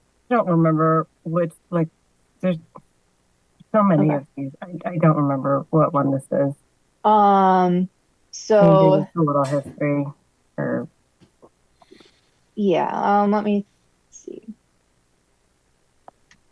Would it be helpful for George Logan, who did a soil report and current site conditions report, to do a very brief summary from what you could answer? that would be perfect, Mr. Logan, if you don't mind just recapping briefly. I wouldn't mind it at all. I'm just wondering if Jamie could put figure A on the screen. Maybe that would be helpful from my report, which is the attachment. Okay, so there's the gray bar again. I don't know. That's good. That's fine. Okay, so yeah, so let me tell you what we've done so far. This is almost a 3-acre parcel. Is that you can see Leeds Island Road there on the left along the property boundary. Just kind of give you an idea of what's going on there. So this is a woodlot. It's obviously undeveloped. If you go to the south, you see the very dark signature. That's quite a legitimate wetland there. It's probably somewhat backed up by the driveway that goes to that particular house. And there's some kind of a seepage. I wouldn't even know if there's a pipe there, but at any rate, it comes to about where the arrow for A13. And then there's a ditch there. You can see the dark signature goes left. And then it joins another dugout ditch, which is a couple feet deep at points. And that goes all the way almost to the next driveway, which is just off the site. And there's a pipe there. Apparently, that pipe has had issues in the past by being clogged. It has been recently unclogged and it's flowing more freely now than it has in the past. Wetland delineation was done by myself back a few days ago. 13 flags, as you can see there, A1 to A13. And interestingly enough, this wetland delineation more or less coincides with one that's the one that Jamie put in her cease and desist in the back, which is a delineation done a few years back by another soil scientist. I don't know who that was, but and looking at what I've done, in this line that you see here, the blue line, is plus or minus, call it 10 feet based on my phone GPS. I took points along the line in order to recreate that, so it's fairly accurate. Jamie and I looked at it yesterday. Now, the wetland itself is interesting. So when the ditch was dug years and years ago, by the way, this whole parcel was open probably either to the late 70s or early 80s, and it was used as a hayfield. And then it was let go, and now you have a sort of a first generation forest, if you will. The trees are relatively small, some of them are. So on average, we'll call it 8 to 10 inches, no more than that. There's a few poplars that are a little bigger. Again, hardwoods in the uplands, sugar maple, red maple, poplar, tulip poplar, that is. In the wetlands, there has been disturbance in the past, and I assume because it was wet, that the farmer was kind of going back and forth, maybe, re-dredging the brook or the intermittent water course, ditched intermittent water course and casting things over to the bank. So there's a portion of the wetland, particularly the southern portion, central southern portion, that has characteristics that could potentially not be poorly drained anymore, but there's no way to figure that out without monitoring with piezometers. So we're calling it a wetland. And you can see that there was kind of a tangle of shrubs and vines there, a lot of invasive species, and those were kind of taken out recently.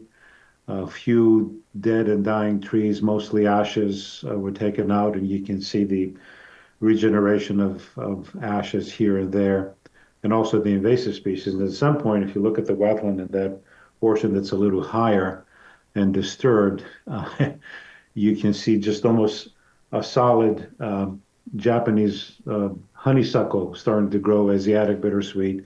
So that kind of gives you a clue as to the disturbance that's happened there. But however, shall we call it the northern third? You can see the darker signature. You can see the 1 foot contour that kind of does a circle. So that's a wetter area.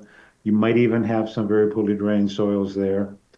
The soils themselves, the ones down there are Rahams, which is a sill loam. And even though we're in a till situation, that's usually you find it in outwash, but it's a wind-blown or, waterborne, very fine sandy loam or even silt loam that is connected there. You can find. And we looked at it. As far as vegetation in that area, it's a little more diverse, especially close to the property boundary. There's some good trees there. We saw some pin oak. We saw some swamp white oak. There's a couple of elms still surviving. Good vegetative diversity in that area. And then if you follow the property boundary, northern property boundary, and start going uphill a little bit, the vegetation there is also rather diverse, although you start getting a little more of invasive species. So overall, the wetland has some areas that are disturbed and low functioning, and the northern portion is the one that's the most functioning, if you will. Overall, it has seen disturbance in the past. Now, what has happened here, and as my report would indicate, is that the owner, not realizing exactly, just by the character of the wetland, the fact that it looked a little drier, except for that one spot, the 1/3 in the end, didn't realize perhaps that that was a wetland. And so we have about 8,000 plus or minus square feet of disturbance within the wetlands, vis-a-vis anywhere from 2 to 6 inches of a sort of a crushed stone that has been placed there. And there's also, we'll call it 30 to 50% other areas outside of the wetland in the uplands where similarly the stone has been put down. Now, from looking at it, at this point, it doesn't look like it has an erosion potential. Of course, we haven't had any rain. It is coarse. It is crushed stone. There is some fines in it, but they're probably entrained with the other stone that's there. The idea here for the property owner was to create a little bit of a gentleman's farm, if you will. Wanted to see if he could tap some of the sugar maples, particularly, and get some syrup going, and just basically enjoy this particular property with a farming use. And I understand that this is also, there's a little bit of a emotional connection to this property, the fact that he grew up in the house that's just to the right, which is his parents' house. And he remembers playing and running around this area as a youth. So that's kind of where we're at this point. This is the preliminary information that we have.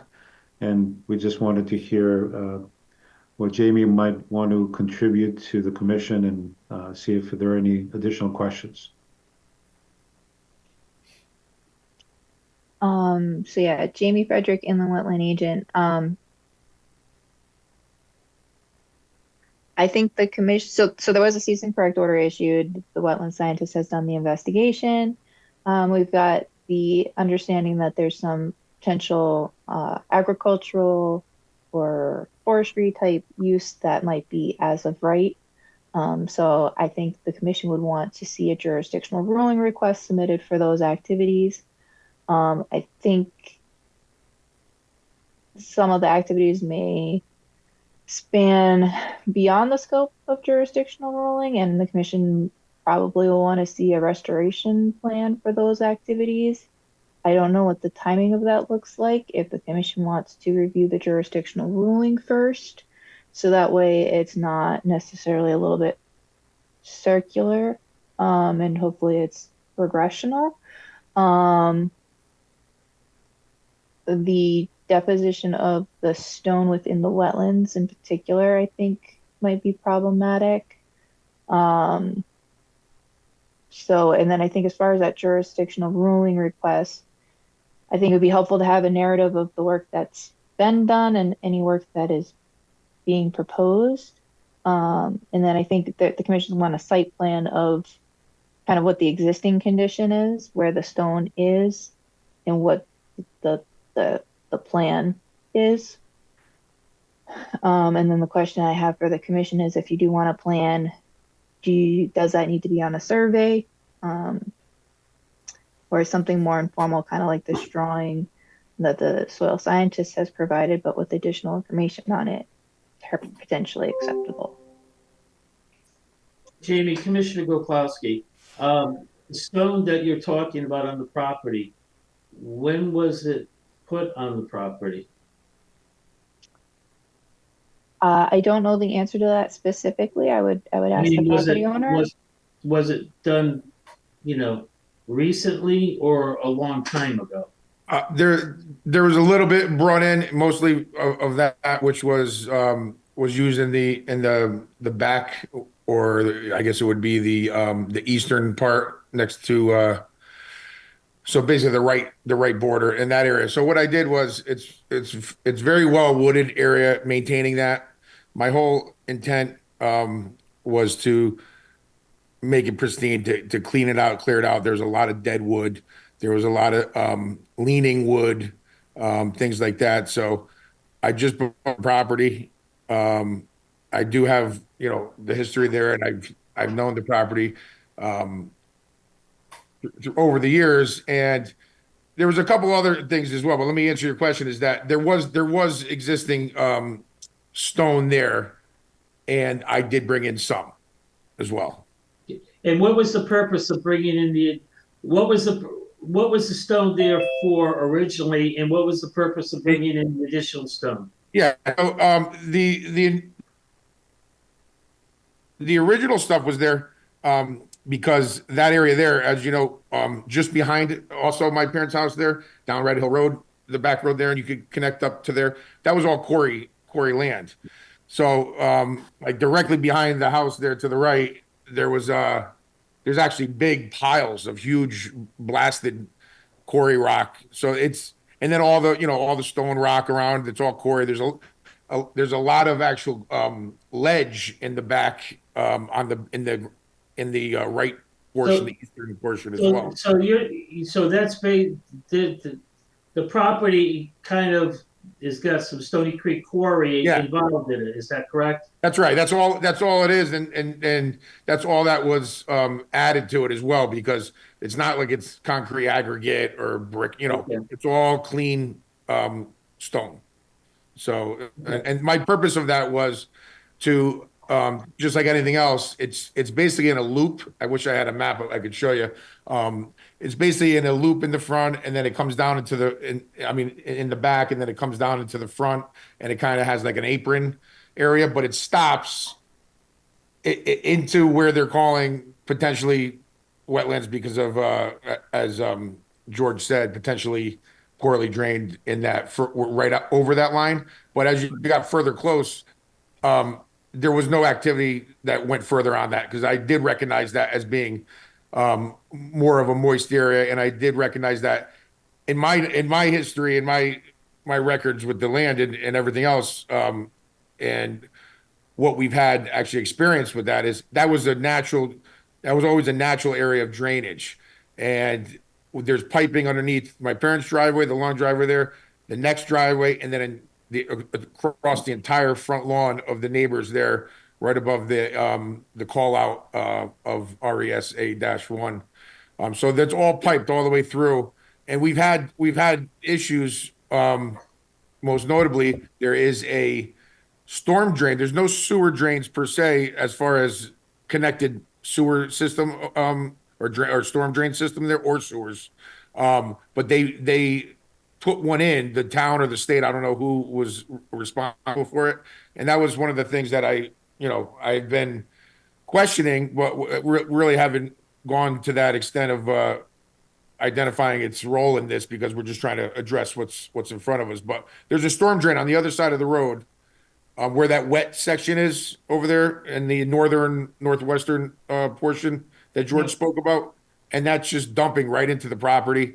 And that's kind of, in my opinion, that's where that mound of area and sediment has built up from. So, I mean, they redirected the water onto that area, and it always intermittently. This is Commissioner Basserman, just would drain so, underneath the pardon my interruption. Pardon my interruption. Sorry, go ahead. Yeah. I think Mr. Logan said that there was 8,000 square feet of stone. Yeah. Is So that the correct number that I heard? Yeah. So that's what he came up And with. how much of that? Okay. And how much of that is in the area designated on your map wetlands? That's it. He's talking about The 8,000 is in that wetland area. Correct. 2 to 6 inches within, and that's an estimate. One of the things that I could possibly have done, but I didn't do it because, I was more interested in figuring the wetland boundary, and that was not an easy one to do because we had to dig through a few inches of this crushed stone in areas. I could. And was that all recently brought in? No, I mean that stuff there was probably maybe a mixture, but again, it's not like I was excavating the site, so it's don't picture these huge machines doing crazy stuff. It was me, I did this. As far as it wasn't a whole team in there doing it, so there was a mixture of. I don't know exactly what the delineation is from what pile was where and what pile was where, but that apron there for where that line is of the delineation inwards, and it's not all the way end to end. So from the north end and the south end, it stops. There's a point to where it stops and it remains wooded. And then so in between those two marks and then out, different lengths coming off of that, and then it stops. I'd say, I don't know how much portion of that, but that's what they're referring to with the stone. So, George Logan, for the record, what I could do, if the commission thought it would be helpful, is this is not so much of a scalable map. This is more just to show you generally where things are. I could create a scalable map at, some scale that makes sense. Nowadays, we have the ability to do that. And I could show you approximately where the edge of the stone is within the wetland. So you have sort of a visual as to where it is. Like Mr. Onofrio said, there's not much of it in the northern portion. The first couple of, we say 3 or 4 flags where you have that little jog. There's none there in the wetter portion. And then there's a little more that you see in the central portion of the wetland boundary. And then, not much further to the south. So I could delineate that out, create a scalable map, which would be part of, in a restoration possibly to bring to the commission. This is Commissioner Ormrod. Yeah, Mr. Bassman, that might be very helpful too, because I think the commission might want to decide whether this is worth a site walk. And if that information was available before the site walk, that might be helpful. Yeah, that shouldn't be very difficult to create. So I think what we also discussed was, I would have some time to be getting my basically my plan and my site plan together and organized so I can present that and hopefully, further discuss this and anything that needs to be addressed or that falls under exemption would be worked together as opposed to counterproductive on it. This is Commissioner Basserman. So if that comes together, then we probably have at least the footings for at least an understanding of what the proposal is, and hence can validate or not a jurisdictional ruling on this particular site. So as far as when would that be? You saying when I get? I didn't pick a time frame, but Right.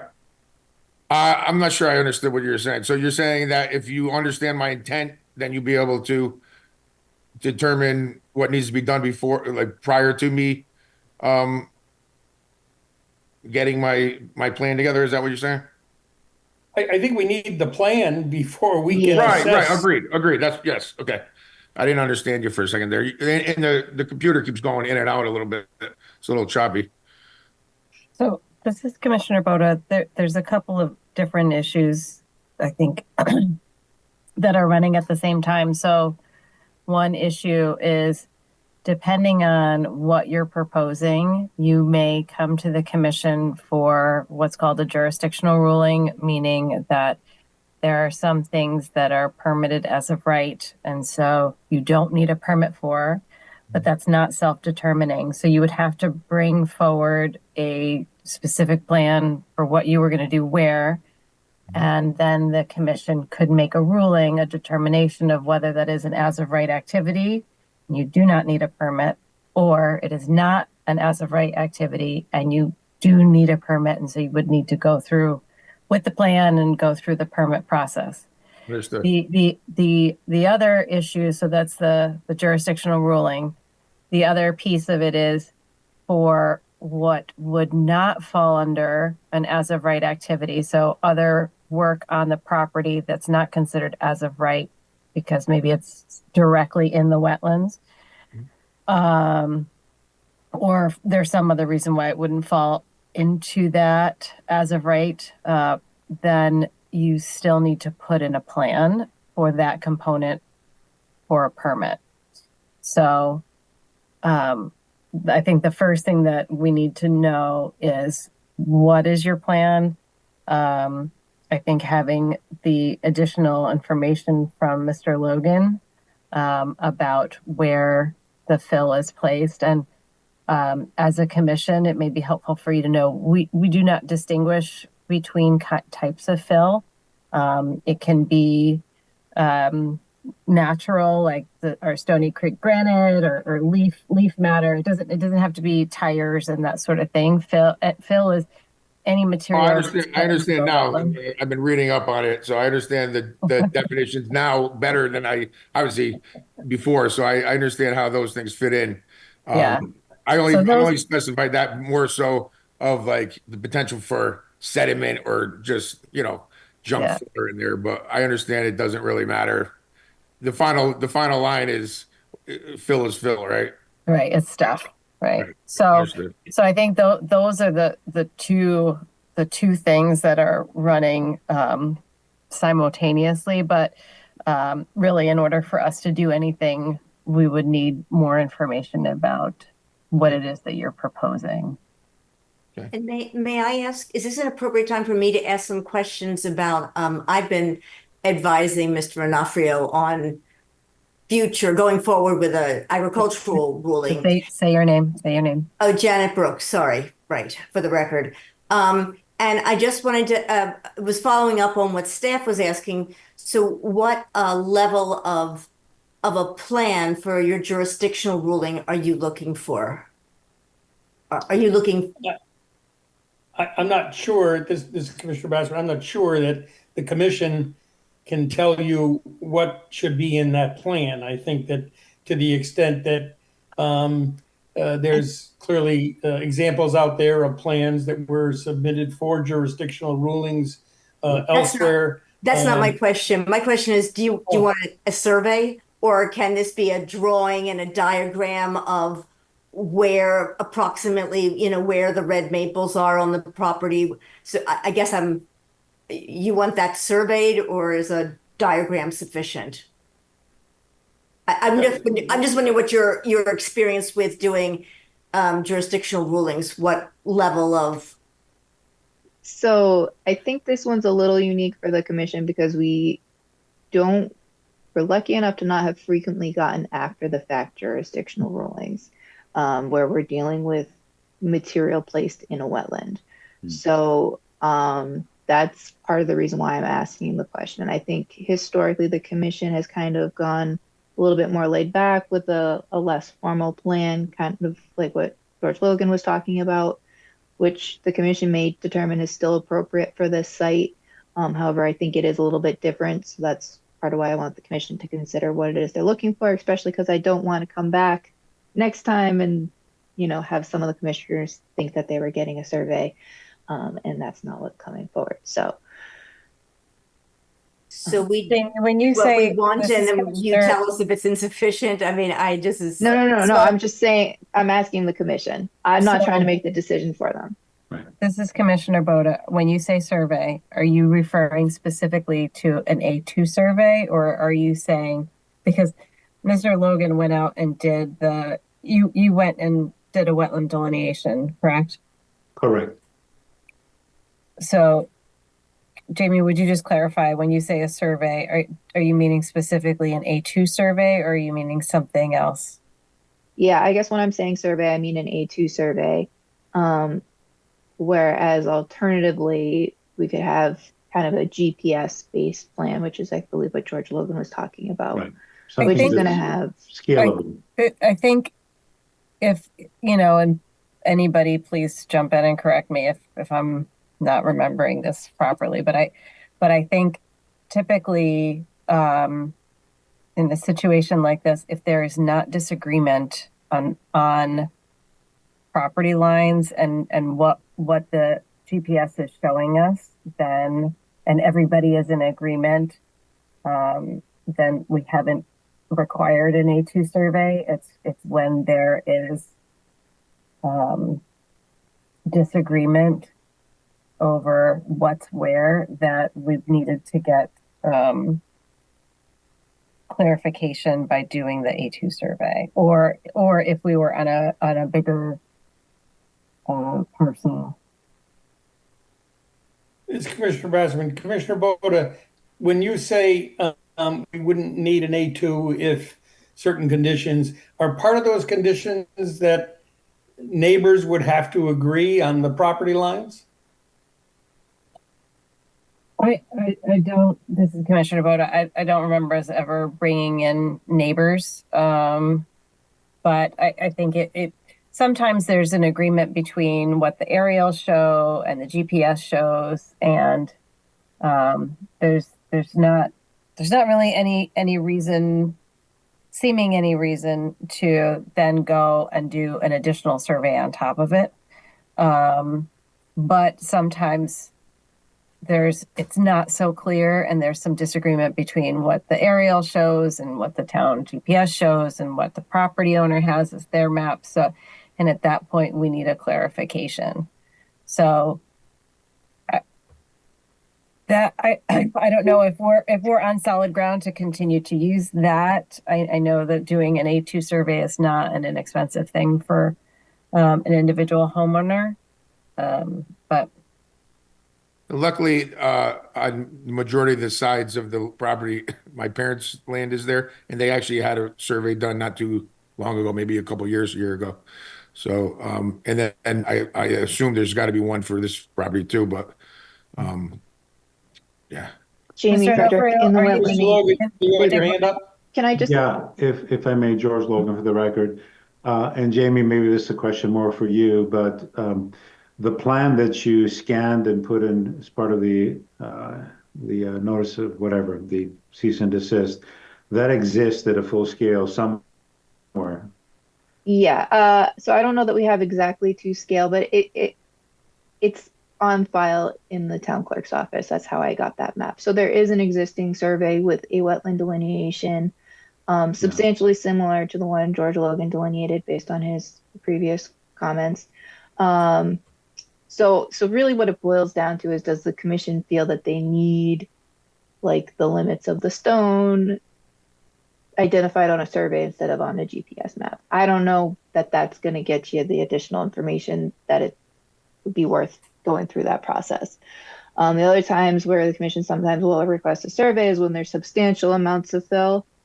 I think, you know, the amount of fill here, we're talking about inches, not feet.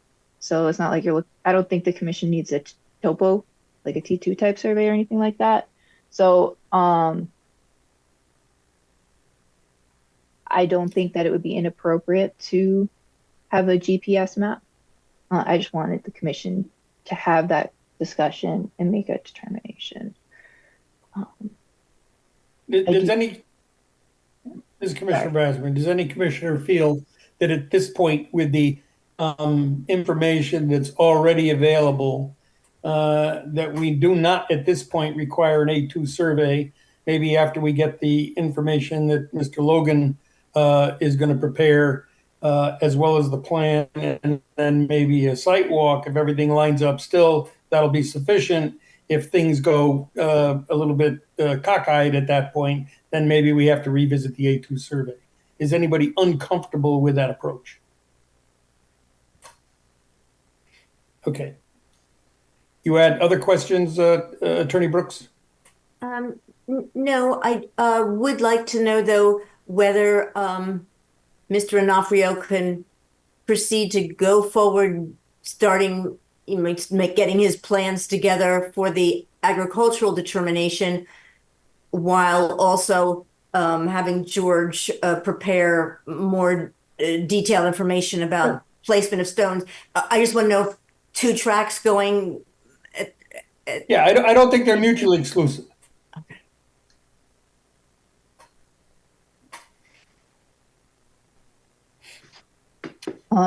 So anything else, Jamie? You had a bunch of things in the beginning that you were want to make sure the commission approached.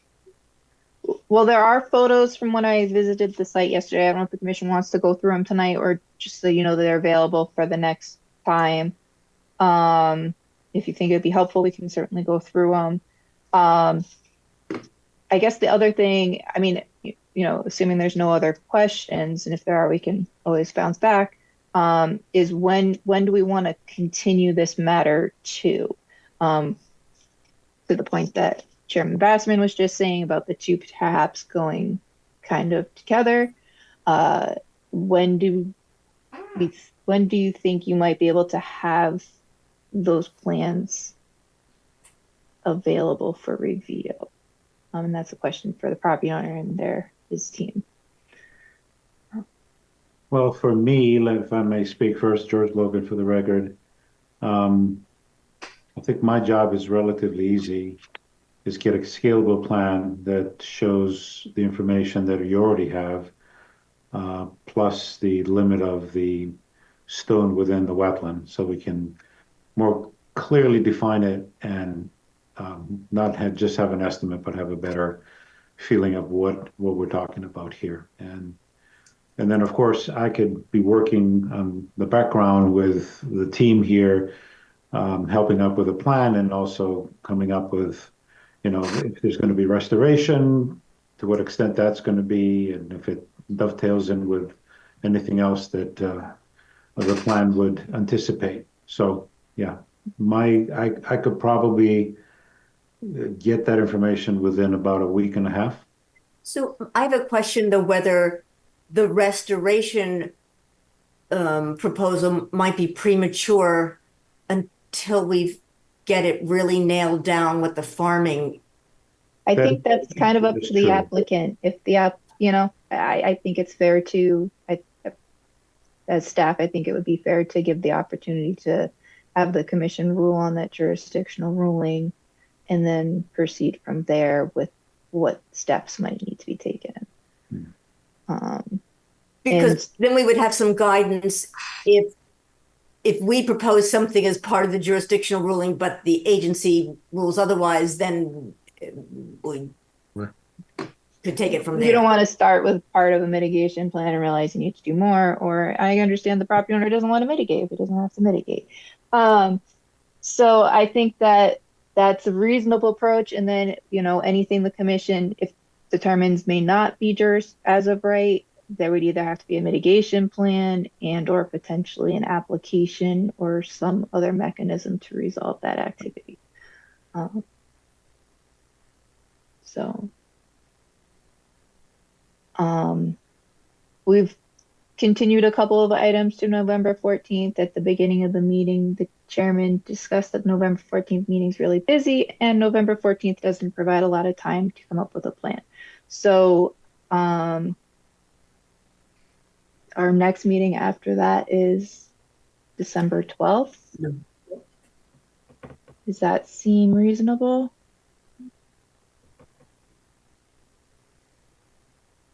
Yes. Yeah, I think the team should have time to put things together. Okay. So does the commission want to continue this show cause hearing to December 12th? Yes. Or, well, before we Continue. do, I guess, do we want to, it looks like there might be another question on the horizon. No? Yeah, I have a question, but Yeah. How far in advance would you like materials to review for the agency? Jamie? Generally, the commission requests a week before the meeting. If it's available sooner, we'll take it sooner.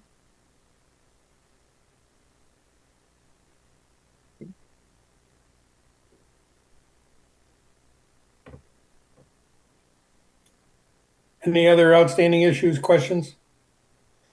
All right, we're going to continue CC Correct 240902, 17182 Leeds Island Road until December 12th with material to be provided a week or prior to that meeting. Thank you. Thank you. Thank you. Thank you very much. Yep. CC Correct 240903, 20 Hampton Drive grading and vegetation within 100 feet of a wetland. Again, a continuation of a show cause hearing. Jamie, were you up there recently? Yeah, Jamie Frederick and the Wetland Agent. So I heard from the property owner that the seeding had been completed. Basically, there was ground disturbance, removal of understory vegetation, movement of dirt, and we were looking to get the area stabilized. The area has been seeded. It has not started to germinate. I don't know that we'll see any germination this season or if we'll be in the spring. So I don't believe the property owner is present. Is there anyone on this call representing the property owner? Doesn't look like it. So since the last meeting, I have approved administratively a permit for some activities, which included revegetating the site with the seed. I would probably at this point recommend, just so we can get it off the agenda for now, that the commission uphold and modify the order, basically codifying that the seeding plan approved per the permit has to be implemented and at least 85% vegetative cover established, at which point the property owner can come back and look to have the cease and correct order lifted. Alternatively, if the commission really doesn't want to take action, we can continue it. But I think by taking an action on the order, it gets it off the agenda until we're ready to deal with it again next time. And it gives the property owner clear direction of what the commission is looking for. The other thing that I'm not sure, I don't know if monitoring is really required in this particular instance. I know it was kind of touched on at the last meeting. Certainly something you can consider. I think given the way the areas that were disturbed and the way that everything drains, and the fact that he did get an application, it wouldn't be out of place to not require monitoring. Yeah. This is Commissioner Basserman, but the bottom line is, to get anywhere near what we're looking for in terms of germination, given the time frame that we are at currently, it's, I don't know if it's even 50-50 that we're going to have this anytime soon to be able to observe completion. So aren't we? Yeah, I guess alternatively, if you want to tape, you could, you could continue the show. There's no time limit on a show cause hearing. You could continue the show cause hearing till like April or May if you wanted to, but yeah, those are my two I'm trying to go back and I guess understand if we say modify, that gets it off the agenda as well, correct?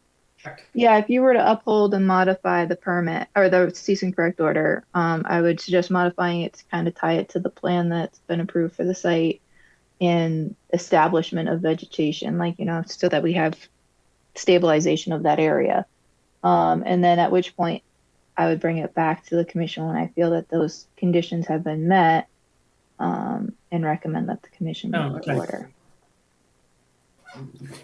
Alternatively, if you continue it, then theoretically it would just be in the show cause hearing stage and then ideally be lifted on your next review. But it's kind of weird because you have to continue it to another time.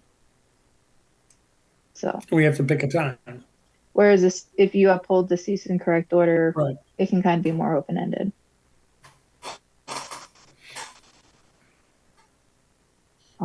Anybody have a strong feeling one way or the other? This is Commissioner Goklowski. I say we move it until we're not going to get any results from between now and March. I mean, I would, bring it back, February, March, and hopefully they'll have something done. You want me to schedule it for the April 10th meeting? At that point, hopefully we'll have gotten some germination and stabilization. That sounds good. Yeah, Commissioner Goklowski, Jamie, how do you feel the homeowner's been responding to it? Well, we were looking to get it seated before this meeting, and that did happen. At this point, it's fairly passive. I mean, it would be basically maintaining, watering as needed and reseeding as needed, to get that growth. Like I said, I don't know that he'll get. I mean, we've had some pretty crazy weather lately, but I don't know that he'll get growth this season. Well, my roses are still blooming, and my impatiens are still blooming too. So I mean, it's just kind of weird. But my concern is the homeowner receptive to what you are looking to get done? I believe so. Okay. The one other thing I'd be looking for, which has not happened, is there's two stakes of the silt fence are stapled to trees, and I've requested that those be removed and staked into the ground. So my recommendation at this point, based on discussion, is that we continue the show cause hearing to April 10th, and I follow up letting the property owner know that, and that he's expected to maintain those seeded areas to help ensure that they germinate and establish vegetative cover, and that the silt fence is repaired as previously discussed.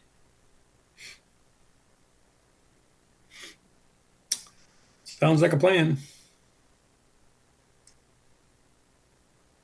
Anyone disagree? Seeing heads saying agreeing that it seems to be a good plan. So yeah, we'll continue it to the April 10th meeting, 2025. Okay, cease and correct 240501 90 Red Hill Road vegetation removal. An update on the show cause hearing. All right, so I believe we have the property owner present. I did get an update from him. So this was carried over from last spring. Yes, this is kind of the inverse of what we just did. And we were hoping to have a planting plan and potentially plantings to review this evening.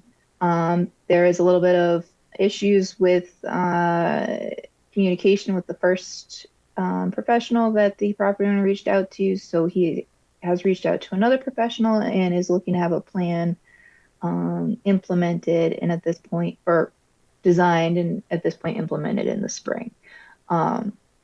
So I do believe there's an intent to comply. I think it's just kind of circumstances that we're dealing with here. So I think the thought here again is when to continue it to. So I guess I would ask the property owner to sit. Do you have any idea as to when your professional might be able to have that planting plan available?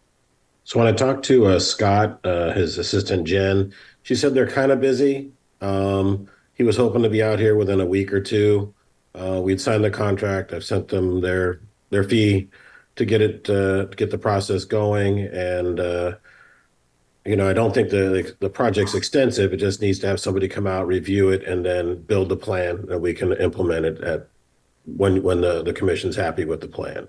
So I would hope in the next month. I know things are winding down for the season, so hopefully he can get out here and get that resolved. I don't have a firm date at this point, so I would hope within the week I can have that information to you.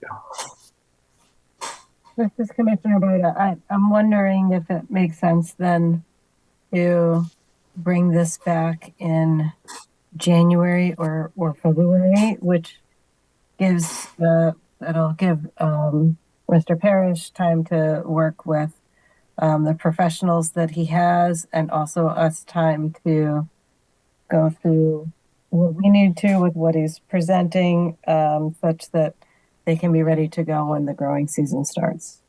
Yep. So maybe the January meeting. You want to maybe do January 23rd? Yeah. All right, so we'll continue it to January 23rd, and hopefully we'll have the plan in advance of that for the commission to review and go from there. So we're good to go in the spring. Very good. Thank you. Thank you. Yep. Thank you. We have 2 agent approvals. Again, back to 20 Huntington Drive, 241002, clearing, grading, and replanting. I think you touched on this a little bit when we talked about 20 Huntington earlier, but anything additional, Jamie? No. Okay. And agent approval for 241003, South Montawees. Nothing exciting there. It was a foundation repair. So I just reviewed that administratively. Pretty minimal ground disturbance, temporary in nature while they were doing that repair. I don't believe they plan on actually doing the work until the spring. But. Other business in the 220705, 175 Cherry Hill, the subdivision. Request to modify the permit due to a change in the stormwater management. Jamie, you had some concerns here.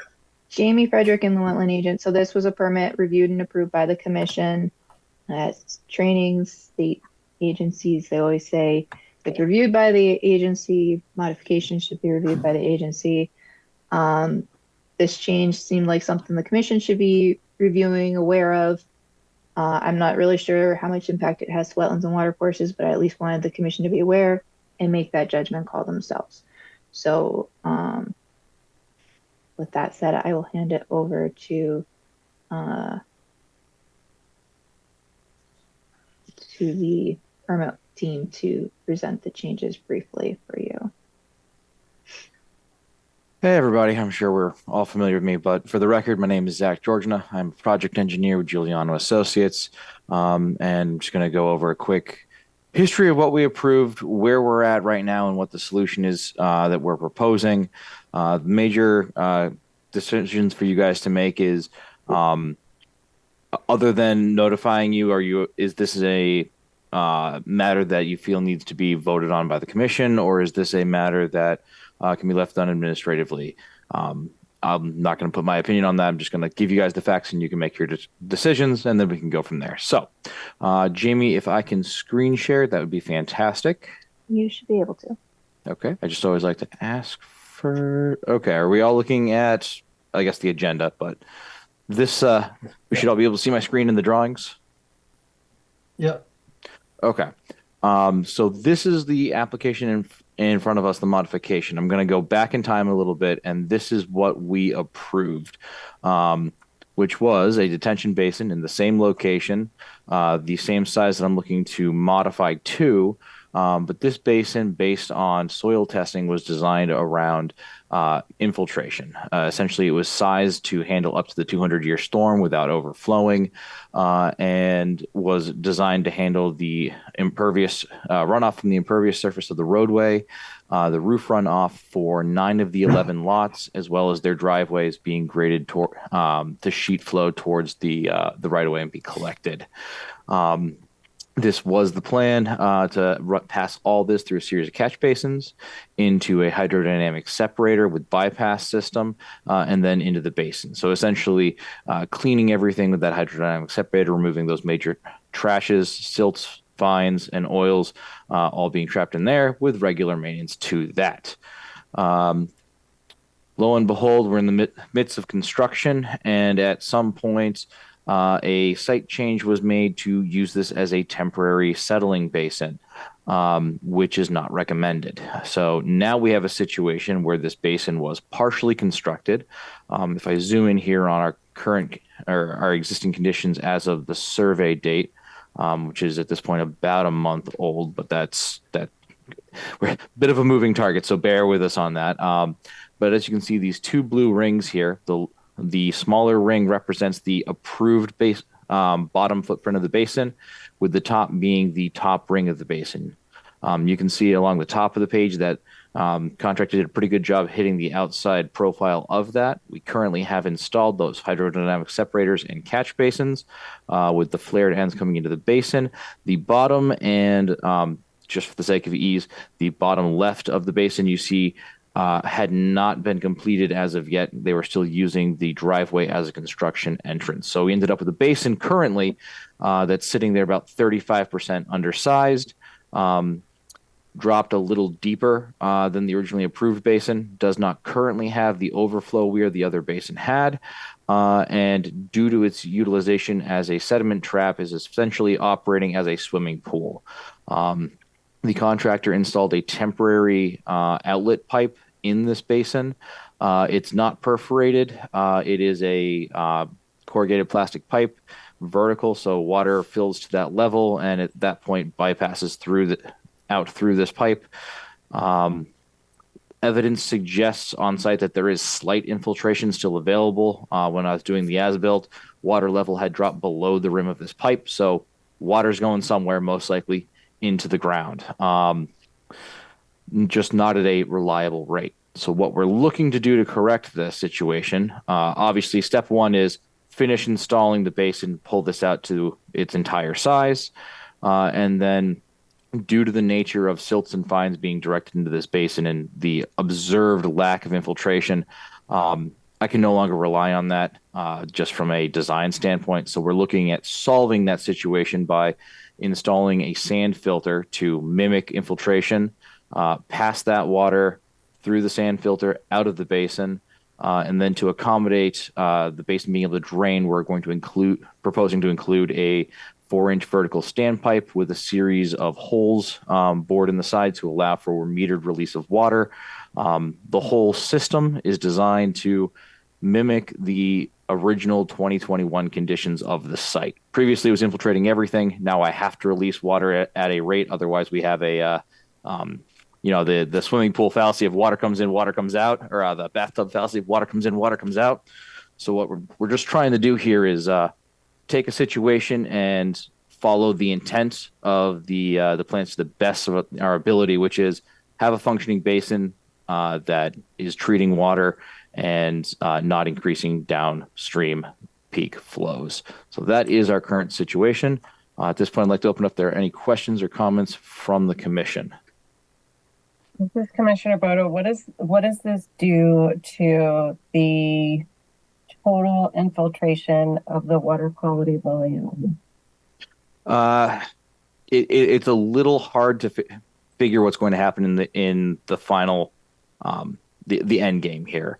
I'm recommending that the contractor obviously needs to remove the sediment and silt that's deposited. I'm recommending an over excavation of the material in hopes that we do get back to some sort of infiltration rate. In practice, we will, especially once vegetation gets here.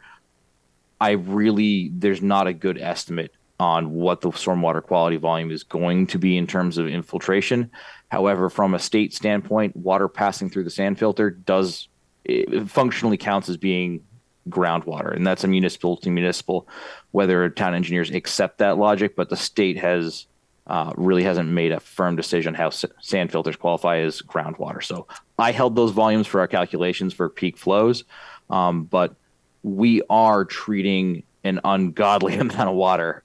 Everything's going through that Vort Sentry system, so it's getting the pre-treatment, and then we are encouraging about half the water discharge rate is going to be going through the sand filter, so it will be getting the quality treatment of passing through an earthen material. But you still have this Commissioner Basserman, I guess you still have a volume discharge. Correct, and I do believe it was state. I stated this on a different project we're working on as well, but there's always an increase in volume with development. The intent of this, especially with the longer delay time, is not to overburden downstream. Unfortunately, because of decisions made on site, we're now trying to do the right thing and create a basin that is going to be the most functional in the long term. And that's what we're looking at here is engineered solutions to address the situation. This Commissioner Basserman, I guess I have some concerns about is enough going on here, especially with ungodly amounts of water, that we consider this a modification as opposed to this is a whole different deal. Yeah. Jamie Frederick in the Wetland Agent. Let me hop in real quick on that. Mm-hmm. So I did suggest that the applicant submit a modification, and a large part of that is based on the relevancy of this location and wetland watercourse resources. So I'm going to screen share a GIS map, which I forgot to throw in the Dropbox. I'm going to replace the current share. And all right, I apologize in advance. It has tons and tons of contour lines on it. So, but this is the subject site that we are discussing right now, 175 Cherry Hill Road. The basin, this is that roadway, the construction entrance that is to be abandoned, and the basin is approximately in this area here. So to the east, we have 3 farm ponds. You can only see one because the other 2 are underneath the NCRS hatching. Yes, NRCS wetland layer. Thank you. These wetlands are uphill of the proposed basin, and I'm sure they're more than 100 feet away. There's another undocumented wetland resource within the Cherry Hill right-of-way, approximately in this area here somewhere. I don't recall specifically where. That is also not going to be impacted by the basin. So my biggest concern relative to the proposed changes is the fact that it is the overflow from the basin ties into the stormwater system, the catch basins in the new road, one of the catch basins in the new road, and then that ultimately discharges. You can see the contour lines right here, where it looks like there's perhaps water flowing out. So my concern would be the stability of that outlet and whether it's able to handle the flows that are going to be going through there, especially given that when this project started, the catch basin, that outlet's there, was blocked and it wasn't flowing. So there's certainly going to be an increase in flows going to that outlet. Granted, this outlet is above a steep slope. but then there's also quite a bit of area before it gets to the wetland. So I feel like due diligence, it's worth expressing the concern. Is it something that I would normally require a permit for? Probably not. It probably wouldn't even be on my radar to be looking at if it wasn't part of something I'd already looked at. But it is a substantial change to the basin. So I did think it was worth the commission reviewing and seeing if you have any concerns. I just want to highlight that your concerns should relate back to the commission's jurisdiction and impacts to wetlands and watercourses. This is Commissioner Gokowski. What is the approximate increase in water volume at this stage?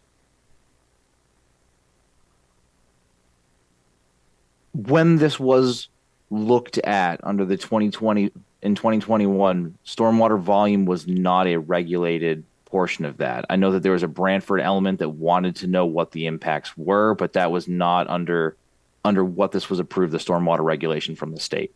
I'll be honest with you, I do not have that number in front of me. I can look it up for you and get back to you on that, but I don't have that number in front of you as it wasn't. Must be a significant increase for you to bring it back to the commission or show concern like this for a modification, pretty substantial modification. So from my standpoint with the engineering element, why I have a concern to bring this up in general is as soon as we have a situation where I can't ensure that I'm going to be able to infiltrate appropriately, we essentially have a glass of water. So if you fill that glass of water as designed with a storm or several storms, eventually you get to a point where adding more water is going to immediately dump out. And that's not an engineeringly responsible place to be in. Unfortunately, this situation has been made and that exists now, that we have that glass of water. So what we're doing here is trying to solve that glass of water with the least impacts to the approval to begin with.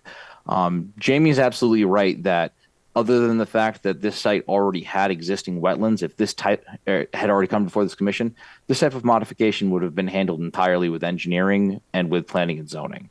The wetlands that actually dragged us into this to begin with are, as Jamie said, up gradient from this in a separate watershed about 270 feet away. The next nearest wetlands based on the NCRS data is over 500 feet away from this discharge point. In terms of the volume or the peak flow rates, which is what was being regulated, what we have done here to maximize the outflow of this basin to assure that we have stormwater capacity volume is essentially mimicking this to match the 2021 conditions. So the flow that's going to be hitting down at the point where those catch basins that was silted is, and that's portion of the right of way, they're essentially the same numbers that were there before construction started. Slightly less in some cases, but in no excess. The volume of water is being released into this discharge point over a much longer period of time. Presently, or when I say presently, I'm referring to the 2021 conditions right now. So under the 2021 conditions, you would be seeing your peak flow around that 12-hour mark with the storm flows subsiding around hour 28. With this, you're seeing those volumes would be ultimately passing through this point in the 3.5 day period. So the volume is the same volume is being held. It's just released at a much slower rate than what is presently happening there in terms of your peak flows. So increase in volume overall, correct, but the flows are going to be less than what's currently experiencing. I understand that when this the catch basin that was already in there, the public infrastructure was there for Cherry Hill, which comes to this low point and then passes across and under, was silted. It had probably been silted for years prior to our survey, but it was installed and was, receiving that water from Cherry Hill in 2021.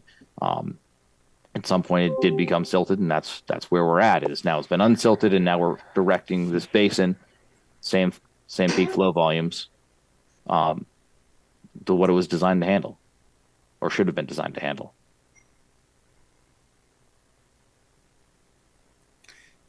This is Commissioner Vasserman. So as I understand this, even though we have substantial modifications to the size of the basin as well as the devices that we're going to use with the basin, that the flow to the wetlands is either the same or less. So just to correct on that, what I'm proposing is the same size basin as what was approved. I'm not changing the size. It's currently undersized. Part of this proposal is to bring it to the size that was approved. The same pre-treatment elements with the Vort Sentry hydrodynamic separator. What we're adding is essentially an under drain, but a sand filter with a vertical pipe. That's what's being added to this to account for water exiting the basin. So the basin's not getting any bigger. And then could you repeat the second part of your question, your statement? I just want to. That the impact to the wetlands, both the volume as well as velocity, is no different than the 2021 approval? The velocity and peak flow will be no more than the 2021 conditions. The volume over a 3-day period will be larger, but it will not be the whole reason the state went with the flow approach with peak flows is if downstream and things are able to handle the flow, which is, a volumetric and a velocity based calculation, it should be able to handle that post development. That was why the focus was put on reducing or maintaining the peak flow pre and post development. Any development has the increased volume, but like I said, it's not going to be at a higher rate of getting there. We're going to hold the volume and release it slowly over time. Several days, in fact. Okay. So Jamie, why are we treating this as other business? That's how we usually treat permit modification requests. Gotcha.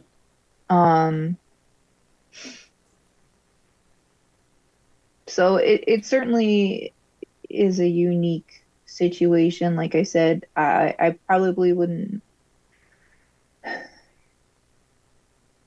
It's a substantial change where on a typical wetland permit, I think it would have significant impacts. I'm not sure that it does in this particular case. There are a couple of concerns, like I said, the outlet, that I kind of want to talk with the town engineer. We did get revised materials today. I want to see the town engineer review those. So I think the question that I have for the commission tonight is, are you okay with this modification being reviewed administratively by town staff? Or do you feel that you need to review it in beyond what you're reviewing this evening? Commissioner Goklowski, Jamie, you're going to be bringing the modification to the town engineer. He's going to be reviewing it. Yes, the town engineer will be reviewing the modified changes. And you feel comfortable with whatever decision he will be making? I believe so. And like I said, I do have a couple of points. Like another one is there's a note on the plan that says dewatering shall conform with the current Connecticut Stormwater Quality Manual. I would probably like to see some actual dewatering information provided because I know that that's been a problem on site before.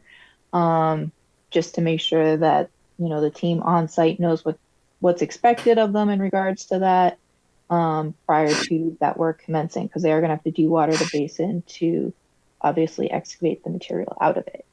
And then what was another one I had? Oh, I realized that the erosion control plan doesn't have silt fence on the lower side of the basin. So I'd want to see that clarified. A couple minor things like that. That I don't think that it's at a point where I recommend the commission approve it this evening.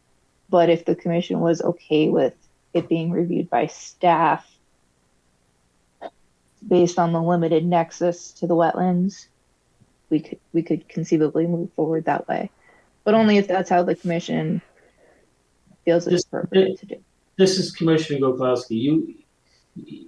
You're always very cautious about bringing items to the commission, and I personally don't think you would even if we gave you the carte blanche to do an agent approval, I'm sure if you saw something that wasn't correct, you would bring it before the commission for our eyes as well.